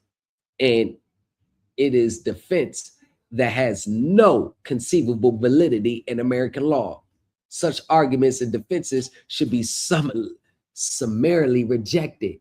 Brown versus State, 2018. So you mean that continue to pursue arguments that have been rejected for the past 40 years is not trash? It's not garbage? Let me guess, Max. You believe it's true, so you're going to keep arguing it, huh, Max? You're not going to get nowhere in court with it, nowhere administratively with it, but you're going to continue to argue it, right? Because that's what you believe, because you can't fathom being wrong. You can't admit that you got scammed. Huh, Max? Is that what it is, Max? Oh, your information is not garbage. Well, Max, I owe you a public apology. I owe you a public apology, Max. I owe you a public apology. I thought you was talking about his not garbage. My apologies. Well, substitute Max for anyone who thinks what he's talking about is legit. Especially for all you who's watching on the outside right now, because you ain't got the heart to click in. See, I'm not going to mute you or block you over here. I'm gonna let you talk. And then I'm gonna analyze what you say under the legal lens. Just like Hero 77.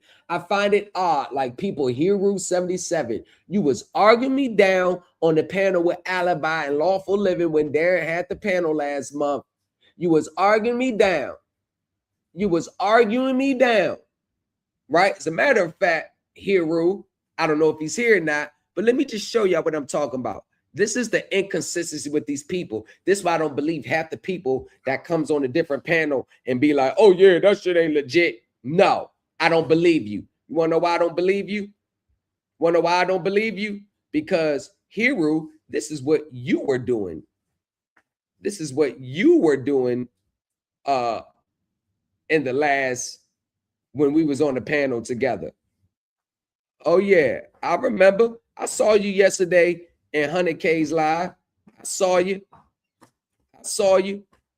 And I saw you good. Let me find it. I'm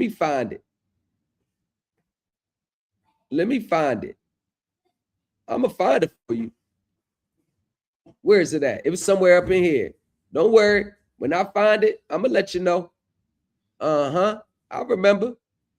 Yeah. Now you want to come and start talking like, oh, yeah, that's legit. Here you go. Right here. Hey, so damn, Hero 77. Ain't that you down at the bottom? Not all the way at the bottom. That's Alibi. Ain't that you? Zoom into if you can zoom in. Ain't that you, Hero? Ain't that you second to last? That's you. We about to hear you talking. Ain't that you? What you in 100Ks? What you in 100Ks live yesterday agreeing with the court rules now? What you agreeing for now? Yeah, Max, my bad. Yeah, Max, my bad. Yeah. Hey, Frank, it's all right. Frank, the way it was presented, it was like not garbage, wasn't no context to it. So I didn't, you know. Nah, but you're all right. That was funny as shit, though. I went on the whole diatribe just to be wrong. That was funny, though. I give you that. See how much life is easier when you can admit that you're wrong. You ain't got to put your pride and ego in it and keep trying to defend it. If you're wrong, you're wrong. Just admit that you're wrong and move forward. It's not hard. It's all right. I can be wrong too. I don't got that complex. But Hero 77, I do remember you on 100K's live yesterday. Now all of a sudden you want to be on some correct way of doing things. When my interactions with you, you was arguing the same vapor money, defending that shit. I told y'all these motherfuckers are chameleons. When they on one panel, they with the shit. But when they on another panel and they don't want to get scalped in the comments, they want to fake agree with the shit. Hero 77, I got you all figured out, motherfucker. You ain't no different. The banks go to the Federal Reserve need to learn some to manners. get loans. But they said that the banks go to the Federal Reserve to get their loans. How interesting. How interesting. Explain this. You got me intrigued now. Explain how the Federal Reserve. Watch Hero 77. Watch him. That's why he didn't respond to me in the comments when I added him. Yeah, I know who you are. These motherfuckers all go away. Now watch Hero. The banks go to the Federal Reserve to get our No, banks do not go to take individual consumer loans and applications to the Federal Reserve window. It's governed. The Federal Reserve's discount window is used by depository institutions to borrow short-term funds to manage liquidity to cover temporary shortfalls. It is not a mechanism to fund specific consumer loans. And you got a link to the Federal Reserve right there. The link at the bottom. Loans. Explain it. Without using Title 12, 412. Title 12. Now look, clear example of a bar statute. Johnson versus Rocket Mork, 2023. The plaintiff. Yeah, you see? And they got the links to the case. Now watch Hero. It literally says it right in front of your goddamn face. It literally says it right in front of your goddamn face. In front of your goddamn face. What the?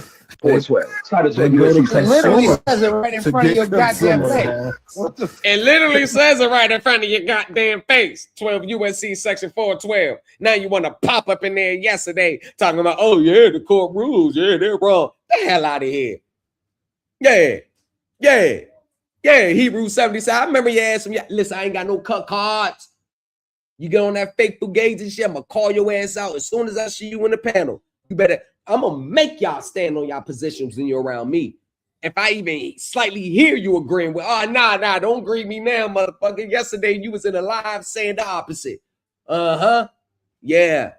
I'm going to show you. I'm going to hold the mirror up to you and your unstable ways. Yeah, come on. Oh, weird, so you think, it literally says it right in front of your goddamn face. What the? Oh, weird, so you think that it literally says it right in front of this nigga face. It literally says it right. It literally says it right in front of his face, and you wrong the whole time. But these are the people who think I'm weird. Look at these. Look at them. All of them wrong. Look, and I got the case law, and I popped the case law up there too. You see that? You see right there? Look where if you scroll up right there where the mouse is at, right there, the hand. It says UCC 412. These are the claims that they brought under 12 USC section 412. They argue this in court. You notice how they've been silent on this position since I said something about it? You notice how no one's fired up a live stream to clarify? You notice how they've been silent on this position since then? What do I tell you? As soon as I bring it out, they all move off that position. You ain't hear him fire up a live stream about this yet. Because they watched me from the outside and it's like, oh, he got case law to support what he said. Yeah, let me go ahead and not talk about that again. You think this is what it means? That they talk about consumer loans? You really think it means that? Damn. What a goddamn. I thought they would sit here arguing me down. They've been wrong the whole. What a goddamn. I thought they would sit here arguing me down. Now watch how quiet they get. Because they know I was setting a trap for them. Watch how quiet they get. Watch how quiet they get. They felt the comp. They was like, oh, he on to something. Oh, hold on. Watch this. You think this is what it means? That they talk about consumer loans? You really think it means that? Damn. What a goddamn. I thought they were sitting here arguing me down, taping wrong the whole time, thinking I'm crazy, but they've been See wrong how the whole. silent they was? See how silence. See how silent they was? So Hero, don't come with that fake one. Oh, I want to do law right now. Because if I catch you on the panel with all them lawful living, what's to do? Alibi, you probably gonna be right back with they shit. Nobody want to hear that shit you saying now. Nah. Have the right to do the things that you're doing and on the record. So please, you're a named defendant. With all due respect, you're lying to these people. You're a named defendant. Thank you, Ron. Have a great day. So, look. Oh, hold on. And on the record. So please, you're a named defendant. With all due respect, you're lying to these people. You're a named defendant. Thank you, Ron. Have a great day. Right there. See? Look. You see that dismissal of TPO?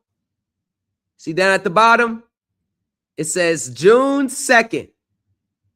Right? But you notice you still can't click on it. See what he shows you? He shows you all this is what he's filed. Right? But this is what he didn't want to get into. You see after June 2nd? Down at the bottom. Right. He didn't want to get into these. You see these? He didn't want to get into these. He didn't want to get into these. Respondent's objection and challenge of the validity of the order denying motion to recuse. This is what he filed, right? This is what he filed. So what we're moving to now is the grand finale. So what he filed on his order on respondent's motion to recuse, now he's filed. And let's go back to the P3 document. As you can see, this is what he filed on the 8th. This is what he filed on the 8th. Right? And you can't view this. So he's talking about, I just filed something on the 8th and it's just sitting there. Want to know why it's sitting there? Because it's already been answered in what we're about to go over now. So you think that just because it's sitting there that it means something? Absolutely nothing. You want to notice how the judge, it's now almost the end of July. You filed this June 8th. It's just sitting there. Meaning the judge already made his order on the 5th. So he doesn't have to entertain it.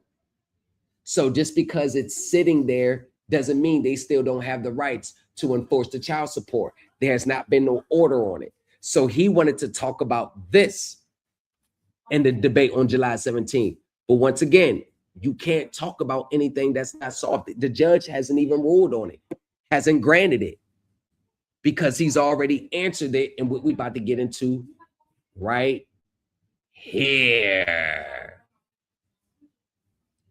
On April 13, 2026, petition for temporary protective order was filed with a hearing on the petition subsequently scheduled for May 5th, 2026. On May 5th, 2026, the court, having found evasion, entered an order continuing the hearing to June 2nd, 2026. A review of the record indicates respondent was served on May 7, 2026. On May 7, 2026, respondent filed inter alia a motion to recuse Judge Brendan Murphy, the motion, with the supporting affidavit filed on May 13, 2026. And that's part of the keep it down. That's part of the hearing that we just watched. On June 2nd, 2026, petitioner's counsel, James Assenbaugh, and respondent, self-represented. Hold on a second, y'all. Quiet it down. Shut your door. Shut your door. Thank you. and respondent self-represented appeared before the court for a hearing on the petition. Prior to addressing the petition, the court heard argument from respondent, which we just watched, and petitioner on the instant motion. Having reviewed the pleading, the arguments and evidence presented, and the relevant law, the court hereby makes the following findings, order, and judgment. Respondent seeks to recuse this court based on the court, to wit, the Honorable Brendan F. Murphy, sitting for the Superior Court of Cobb County, being named as a defendant in a federal lawsuit filed by respondent in the U.S. District Court, Northern District of Georgia. This is the lawsuit that was dismissed already. Motion to recuse are governed by USCR 25. A motion to recuse must be timely filed in writing and presented with an accompanying affidavit asserting all the facts serving as the basis for the motion. To be timely, the motion must be both filed and presented no later than 5 days after the affiant first learned of the disqualification grounds, with the latter being an act that makes the judge immediately and personally aware of the recusal issue. They have case law right there. In preparing for the June 2nd calendar, the court staff first learned of the motion and affidavit on May 29, 2026. A review of the certificate of service affixed to the May 7 motion states that on this blank day of May 26, a copy of the motion was sent to petitioner with an additional certified copy going to the Cobb County Sheriff's Office. The May 13th affidavit certificate of service indicates a copy of the same was personally served on petitioner, the office of the clerk of Superior Court, and the Cobb County Sheriff's Office. The court has not received a copy of the motion or affidavit from respondent and first reviewed both pleadings in open court during the instant hearing, June 2nd, 2026. The motion, having been filed on May 7th, along with the affidavit filed on May 13th, the court finds it was not timely presented with the motion and affidavit by respondent within the requisite time frame outlined in USCR 25.1. Let me guess, you didn't think you had to consult with the court rules and procedures to make sure you're not time barred because the sovereign citizen mindset, those don't apply to you, and you're not governed by state law, you're governed under federal law. Until the federal law is not beneficial for you to be governed by it, now you're a state national. You notice how that they're always under federal law until federal law don't agree with them. Now they're not governed by federal law. They're a state citizen only and a state national. Oh yeah, I understand it. Moreover, even if the motion and affidavit were timely, the court does not find a basis for recusal, even if it was timely. According to USCR 25.2, the affidavit shall clearly state the facts and reasons for the belief that bias or prejudice exists, being definite and specific as to time, place, persons, and circumstances of extrajudicial conduct or statement.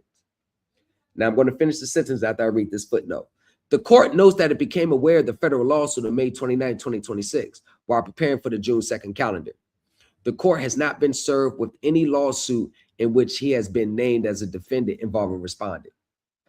Conduct or statements which demonstrate either, let me stop right here, either bias in favor of any adverse party or prejudice towards the moving party in particular, which would influence the judge and impede or prevent impartiality in that action.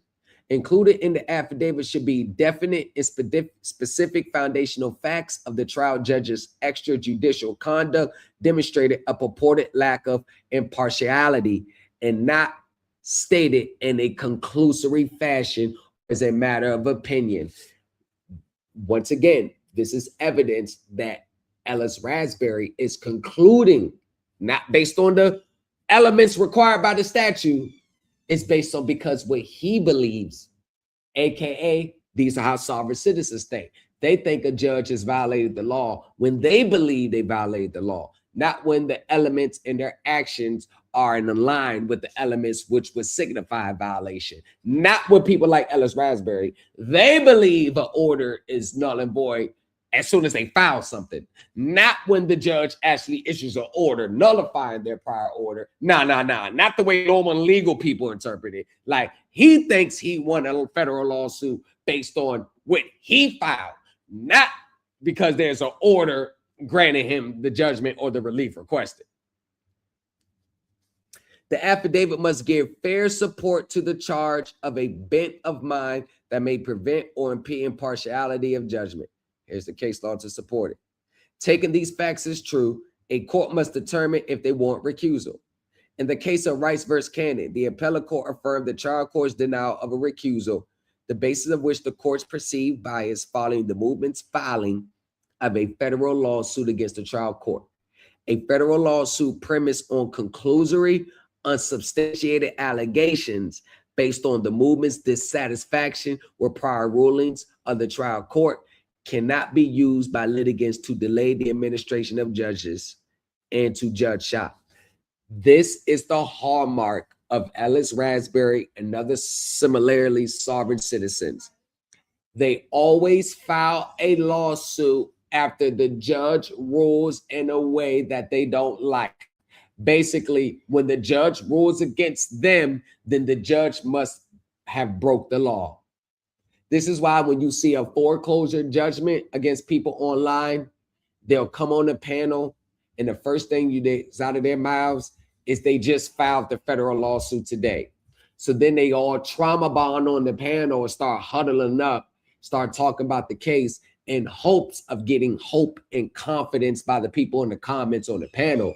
But as soon as someone who could think impartial, someone who knows case law and says, hey, you know that judges are presumably immune. It's called judicial immunity, meaning they can't really be sued while sitting on the bench or for a ruling that was issued in the furtherance of their duties. Usually lawyers and judges are kind of immune from that. They'll blow up on you on the panel because they're not there for any other reason than to hear, you're right, you're going to win. They did you so wrong. God damn it. Bad judge. Bad judge. That's all they want to hear. If you bring any logic to these people, they're going to blow up on you. That's when you know you're in the presence of a sovereign citizen, because sovereign citizens never believe they're wrong. They believe everything they do is 100% law. Even if it's fraudulent, they think it's law. Similarly, respondents seek to disqualify this court based on its filing of a federal lawsuit in which this court and 29 other defendants are named. That is one of the biggest hallmarks of a sovereign citizen. They'll file the one who served them the complaint, the process servicer, they'll name them as a defendant. Oh, they find out the other person was talking to their friend about the case and the friend just so happened to agree with them. They'll file the friend as a defendant in the lawsuit. The clerk of court, because they issued the order, that's a lawsuit.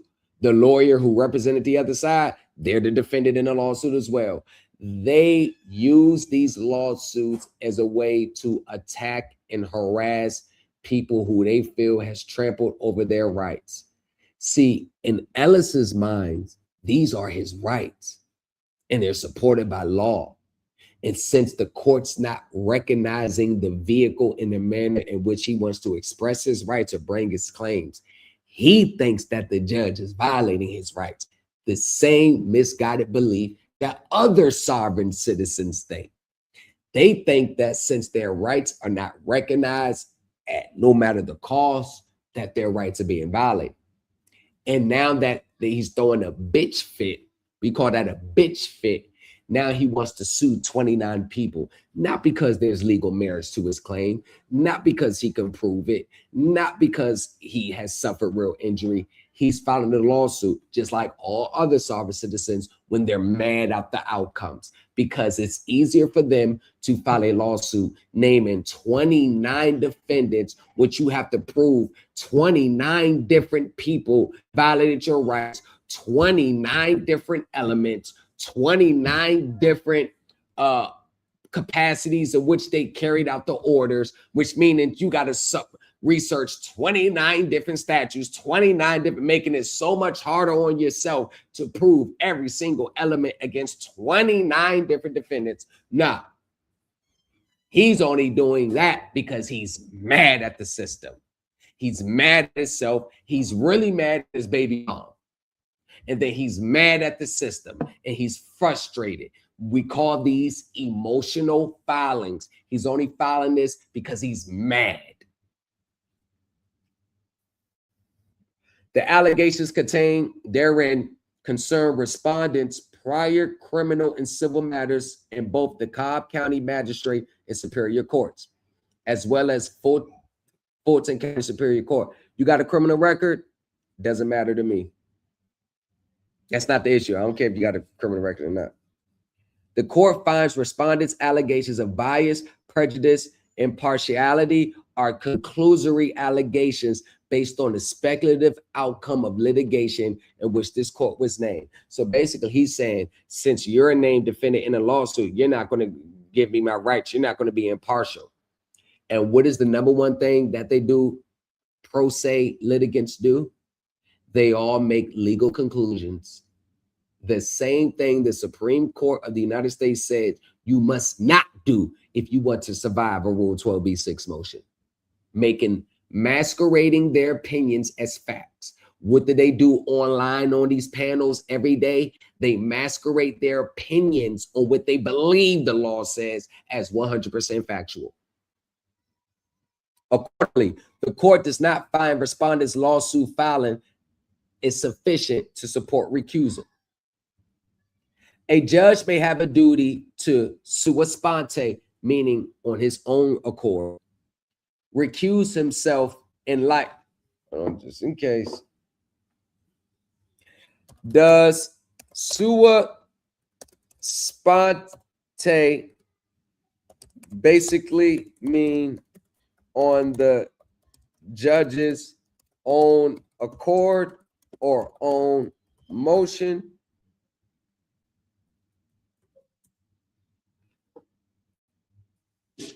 Oh, new culture. Watch what he said. You're gonna look crazy if you say you're wrong. It's gonna look crazy if you say you're wrong live. Make sure don't type it in. You block the screen out before you ask the question if you're thinking you're right. Because what if it say the wrong thing? You may be wrong. They're gonna leave the channel. You don't know what you're talking about. Yes, sua sponte means exactly that, on the judge's own accord or motion. In Latin terms, translates literally of one's own accord. Let's get back to the lawsuit. A judge may, Lux, private meeting. What's up, Lux? Let's what's going on, Lux? They mad they are called sovereign citizens. Well, yeah. See, when I call them a sovereign citizen, it's not because, like, let me just say this. Nobody gets called a sovereign citizen out of the blue. There's always some activating event. It's always some buzzword they said. It's always some quotes they use that are directly tied to the sovereign citizen community. So when you're called a sovereign citizen, you may not be one. You may not believe you're one, but the buzzwords you use, the ideologies, it's all a person can view you as one if you're saying the same things that the ones who stood on being a sovereign citizen said before you. See, that's the part they're missing. They think that they're not a sovereign citizen because they don't believe they're a sovereign citizen. They don't understand that the documents they filed, the words they say, the ideologies are in direct connection to those who admitted in court that they're sovereign citizens. So it's like me saying, I'm not a crackhead. Don't call me a crackhead because I smoke crack. I smoke crack, but I'm not a crackhead. But you got 15 other crackheads who smoke crack right down the street from you, and they're crackheads. You get what I'm saying? And they're doing crackhead stuff. No, I don't like the name. See, they just don't like the name. They're not worried about the actions and the filings and the words and the idea. See, they want to ignore that. They're just so hyper-focused on the name. Well, it's not the name. It's your words, your actions, your ideologies, the things that come out of your mouth. That's what gives you the label of sovereign citizen. A judge may have a duty to sua sponte recuse himself in light of certain allegations, including those made under OCGA Section 15-1-8. Relying on OCGA 15-1-8, subsection A, respondents argues this court has a conflict of interest necessitating recusal. Section 15-1-8 prohibits a judge from sitting on any case or proceeding in which he has a pecuniary interest. One of the biggest hurdles he has is proving that the judge has a pecuniary interest in the outcome of the case. An example of a recusal is a company that's being sued by another company, or a company is being sued in which the judge has a financial interest in being sued by another company. You get what I'm saying? If he has stock in it, he has shares in it. You get what? That's an example. Or no, the judge actually does have an interest in the outcome. It actually will be in the judge's benefit if he doesn't grant the relief requested because he has stock in this. You get what I'm saying? Not here. The case of Robinson versus State, 2011, is instructive as it involves a trial court proceeding with the criminal jury trial of a defendant who had filed a federal lawsuit against the court. Do you think Ellis Raspberry researched case law on judges recusal in the state of Georgia and researched the statute to prove that, to prove that he's meeting all the elements? No, because none of them ever do that. Sovereign citizens don't believe in meeting the elements to support their claims. Their belief system is all they need. There, the defendant claimed that the court had a direct, certain, and immediate pecuniary interest in the outcome of the federal suit, thereby requiring disqualification. The liability or pecuniary gain or relief to the judge must occur upon the event of the suit, not result remotely in the future.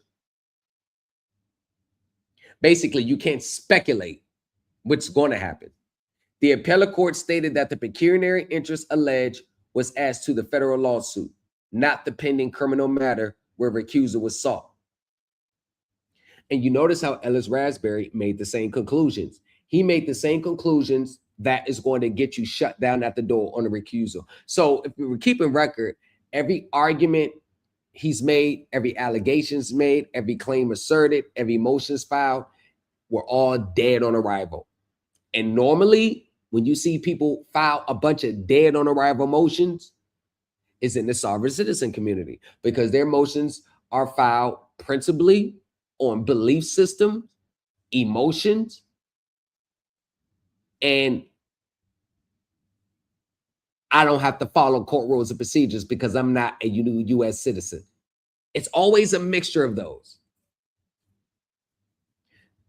The appellate court stated that the pecuniary interest alleged, okay, we already did that, was to the federal lawsuit, not the pending criminal matter where recusal was sought. The trial court having no direct and immediate interest in the criminal case, coupled with the speculative nature of the latter's effect on the federal lawsuit, the appellate court held recusal pursuant to OCGA 15-1-8 subsection A was not warranted. And that's exactly what Ellis Raspberry walked itself right off the fiscal cliff with this motion to recuse. He actually filed a motion to recuse, and the judge already ruled in opposite the appellate court.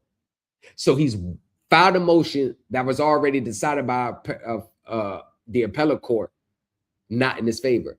I told you, these sovereign citizen people will file dead on arrival motions all the time and then charge you to file the same dead on arrival motions. Here, respondent has neither alleged nor shown that the court has a direct, certain, and immediate pecuniary interest in this case, which are the elements. The appellate court said you can't use a federal lawsuit, something in the future, to try to attack the pecuniary interest standard in this case. See, these are the legal elements here. We're going to have court now, have class. The legal element that the court has a direct, certain, and immediate pecuniary interest in this case. Now, any person that just has a remote understanding of court will ask themselves a question. How can I prove that the judge has an immediate outcome in this case? I can't because he's just presiding over the case. I don't think. Like he doesn't have a financial outcome in the case. He's not getting kickbacked on the back end of the case. So no, any normal, legal, everyday person would have been like, I don't meet these elements, so I'm not even going to file the motion. Not people like Ellis Raspberry. They're going to file it because they're not governed by the rules of procedure in meeting the elements and satisfying the elements to substantiate their claims. He's governed by emotions, belief systems, and he's mad. And these are these emotional filings. These are the outcomes of every emotional filing. I'm filing a lawsuit because I don't like what you're doing. I'm filing a lawsuit because I don't like the ruling. That's all it is. Moreover, the court does not have any direct, certain, or immediate pecuniary interest in the case. Accordingly, the court does not find that respondent has shown that this court should be disqualified under OCGA 15-1-8 subsection A. See, this is the statutory elements right here. So he was supposed to look at the statutory elements and then look at the reality of a situation. Does my current situation satisfy these elements? Because if they did, you can take the wording of the statute and then say, just as here, the judge has a direct in it because of this, this, this. If it doesn't, you drop the argument altogether. Based on the findings stated herein, the court orders respondent's motion to recuse Judge Brendan F. Murphy be denied. Said order was announced in open court. So ordered this 5th day of June. Non pronto dating back to the June 2nd motion. So basically he's backdating the motion to the date they had the hearing on June 2nd. See that? You see? Denied. I mean, Ellis, you got to fight back. You got to fight back. This was the case, state of Maryland. He filed this on June 5th. The same day this motion was, the motion we just read was issued, he's filing another one. Now, watch this. What's the status of Ellis Raspberry in the Maryland case?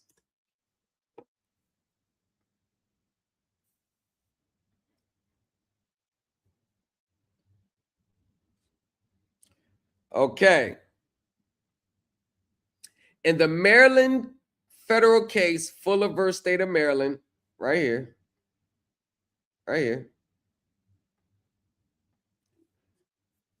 The current status of Ellis Raspberry as an interested party who is facing an administrative holding pattern alongside the main filing. Don't tell me you're assisting someone. Hey, where you at? Hold on. Hey, Gerard Antonio Fuller, if you got Ellis Raspberry filing this for you, you've already lost. Because the entire case is being handled under strict scrutiny by the court clerk and the presiding judge, Raspberry's status is tied directly to a jurisdictional deficiency review. Key details of his status in the case. How he entered the case. The lawsuit began when an individual named Gerard Antonio Fuller filed a notice of removal, attempting to pull a state-level case from the Annapolis District Court into federal court. What did I tell you? What did I tell you? I want to see what's going on that. What they always want to remove a state court to federal court without satisfying the federal elements. Like if I was the other side, this would be a slam dunk motion. Ellis Raspberry and Marjorie Agnes Taylor immediately entered the docket at interested parties. On June 5th, 2026, a formal notice of appearance of counsel was filed on behalf of Raspberry and Taylor, meaning they have legal representatives tied to the docket to receive notices. The court immediately flagged the case because the primary filing was improperly submitted. The clerk court clerk issued a formal deficiency notice warning that the removal paperwork was procedurally flawed and gave a deadline to fix it. God damn it, Ellis, you can't even get the filing right. And you notice everything associated here with court is denied, moot, procedurally flawed, frivolity determination. It's like you just can't catch a break. But you got to keep going live to hype yourself up. You got to keep telling yourself something different from reality is telling you. You don't understand how court works. You are a rookie. You are at the lowest level of this, but you think you know what you're doing. Because the case involves an attempt to remove a state level matter into a federal court, the judge is currently reviewing it to see if the court even has the authority to hear it. Oh, you filed it in federal courts because you thought the federal court automatically trumps state law. But the federal courts are saying, hey, we may not even have jurisdiction to hear this. But I thought federal law, federal courts just 100% tramples over state. So all you got to do is just take it to federal courts to override the state. You've been getting your ass whooped under that presumption. Until the court decides whether to accept the case or send it right back to state remand, Ellis Raspberry's status is strictly on standby as an interested party while the primary jurisdictional hurdles are resolved.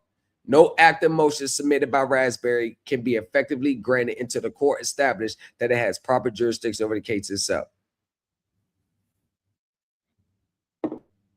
Yes, let's see if they ever responded. Yes, give a present update.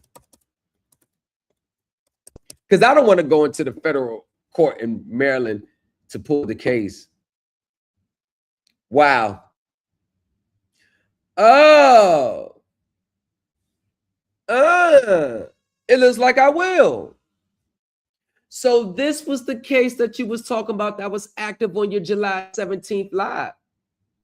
You said it was still active. Let me guess.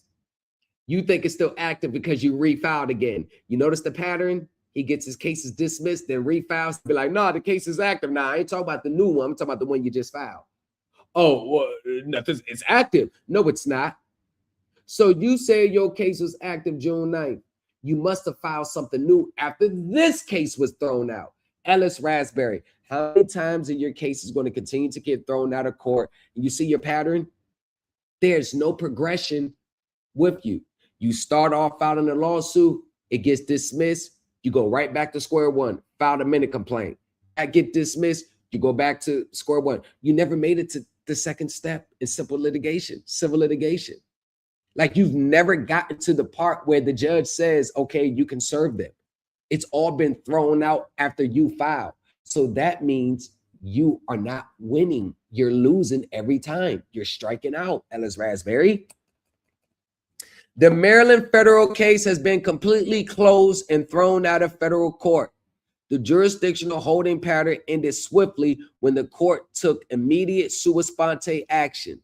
On June 9, 2026, Judge Adam B. Abelson issued a formal memorandum in order determining that the case was improperly brought before the federal system. What? Ellis Raspberry? Yo, you should do my own case and tag him. Ellis, should I do my own case and tag him? Yeah. The Twombly standard. Yes. That's Bell Atlantic versus Twombly and Ashcraft versus Akbal. A pleading is insufficient if it offers only labels and conclusions in a formulaic recitation of the elements of the cause of action. I don't know how many times I cited that to people. This is why they're not surviving the Rule 12b6 motion, because they're doing everything that the Supreme Court, the same Supreme Court, they like to ride the coattail Supreme Court law. Why y'all doing everything they say not to do that? Wow. Don't all courts charge a filing fee? Yes. Unless you can't pay. The judge ordered the case immediately remanded back down to the district court for Anne Arundel County. The federal action is officially closed.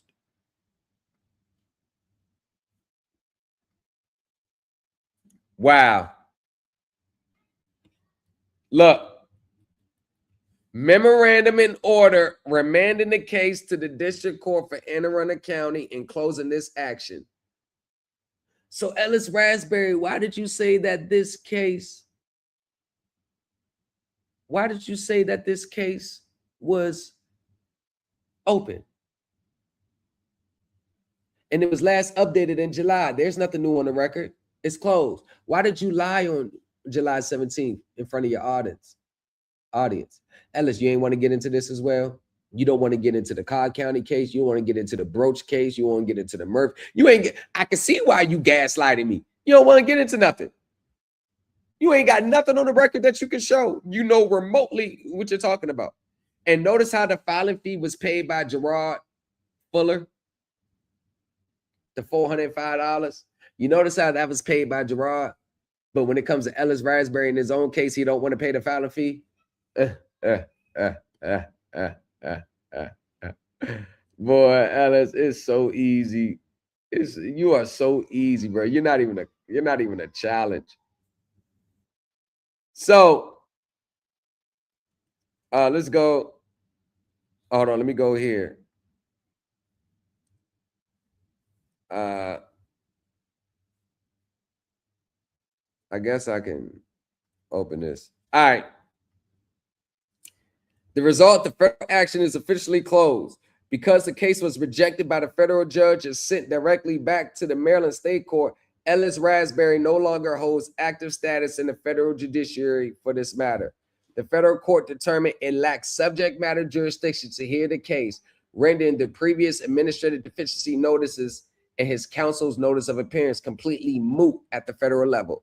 Any ongoing litigation regarding this specific dispute must now be pursued through the local Maryland County court system. I thought you was trying to bypass the court system and get to the federal courts. Let me guess. You ain't like the ruling they gave you on that one? Damn. God damn. This is the other case that he was involved in.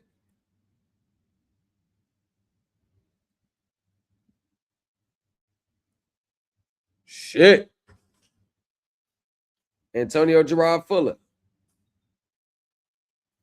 Where was he out of? The Fourth Circuit.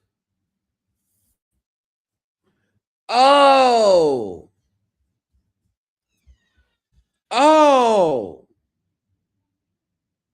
This was out of Antonio Gerard. Why that name sound familiar? This is out of my city. United States Attorney, Alexandria, Virginia. Dana Buente. Newport News, Virginia. So, why does name sound fucking familiar? Tone. So he was in 2016. Why does that sound familiar? Murder, attempted murder and aid of racketeering, firearm, 3 counts of using a firearm resulting in death, 2 counts of felon possession of firearm, 3 brandishing and discharging a firearm in relation to a crime of violence. I know about the 924Cs. So he went to trial and got he got the whole yard. So now it seems like he was trying to get, I knew that case sound familiar, that name. So now he was trying to get that case overturned. It looks like it. That name sound familiar as hell. So let me look down here. So the case was, let me look at the case again.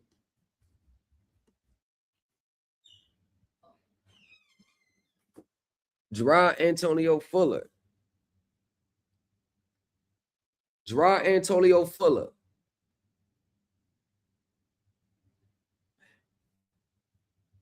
Why that? Anyways, yeah, Gerard Antonio Fuller. Gerard Antonio Fuller. Yeah, it's the same guy. Oh, you trying to help a guy get out of prison? Damn, bruh. Damn, bruh. You know damn well you couldn't help him get out of prison. You know damn well. You know damn well. There you go, right here. Look. So it was filed on June 6th, June 5th, June 9th. Bam. Filed on June 5th. By June 9th, it was over with. God damn it. God damn it. You got to be kidding me. You got to be kidding me.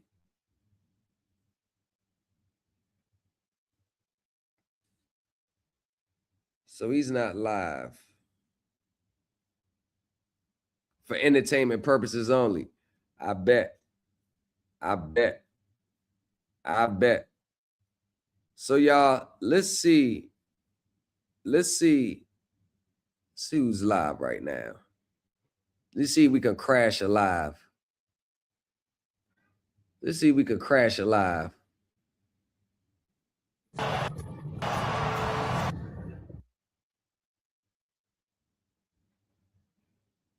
See if we could crash. I said I need to know the reason as to why. You ready for the new? I'm not even gonna say nothing. You don't even understand. I think for the first time, just stop talking and just teach. All right, hear me out. This is what we're gonna do. Let's do the LLC on the computer, step by step, screen record. Next, I'm hungry. I'm really hungry. I'm not gonna lie, so I'm gonna try to do as much as I can. But tomorrow, we're gonna do our presentation. Now,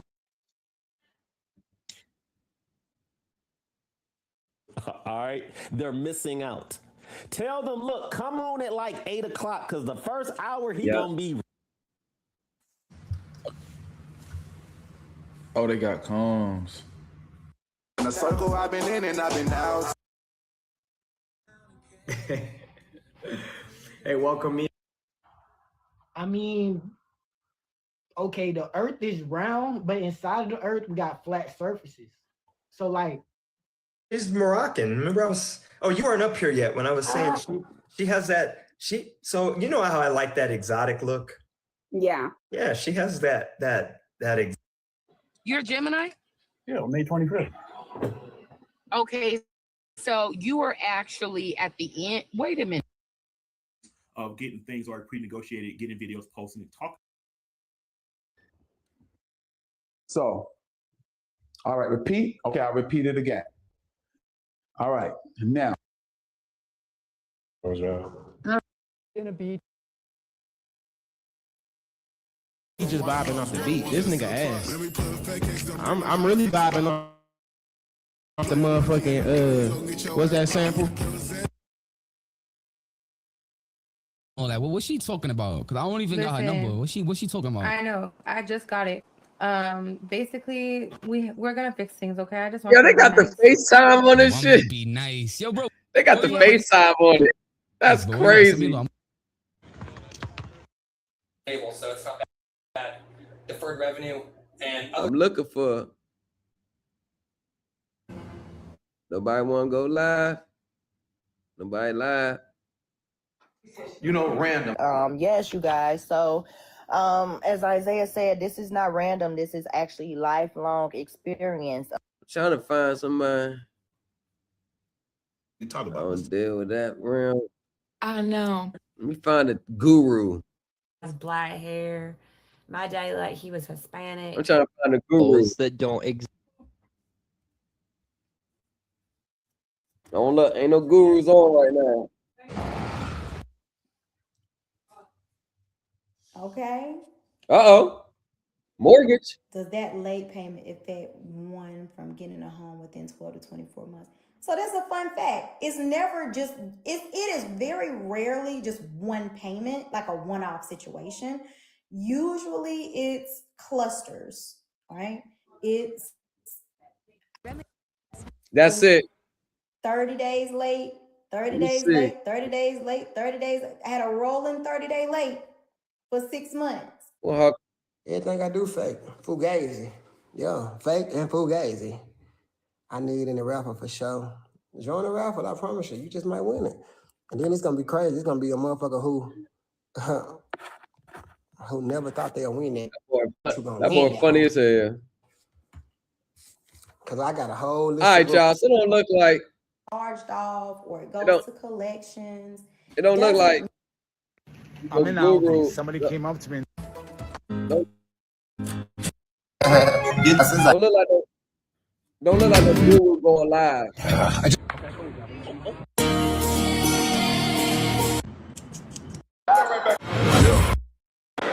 White I don't see no Guru going live. Yep. How you want your finances to be I was on the together. panel. Look at that idiot. What is it? Look at all that shit, idiot. Oh. Yo! Oh, shit. What the hell is that?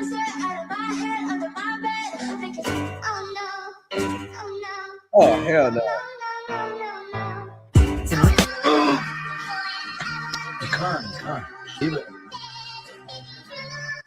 Yeah, that's crazy.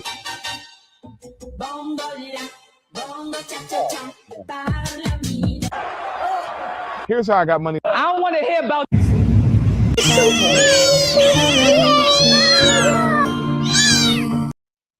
All right. So, ladies and gentlemen, there's no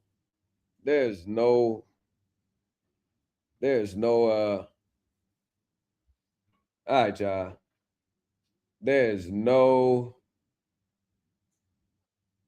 YouTube. Y'all know what it is. Catch you on the back end. But we made our point today.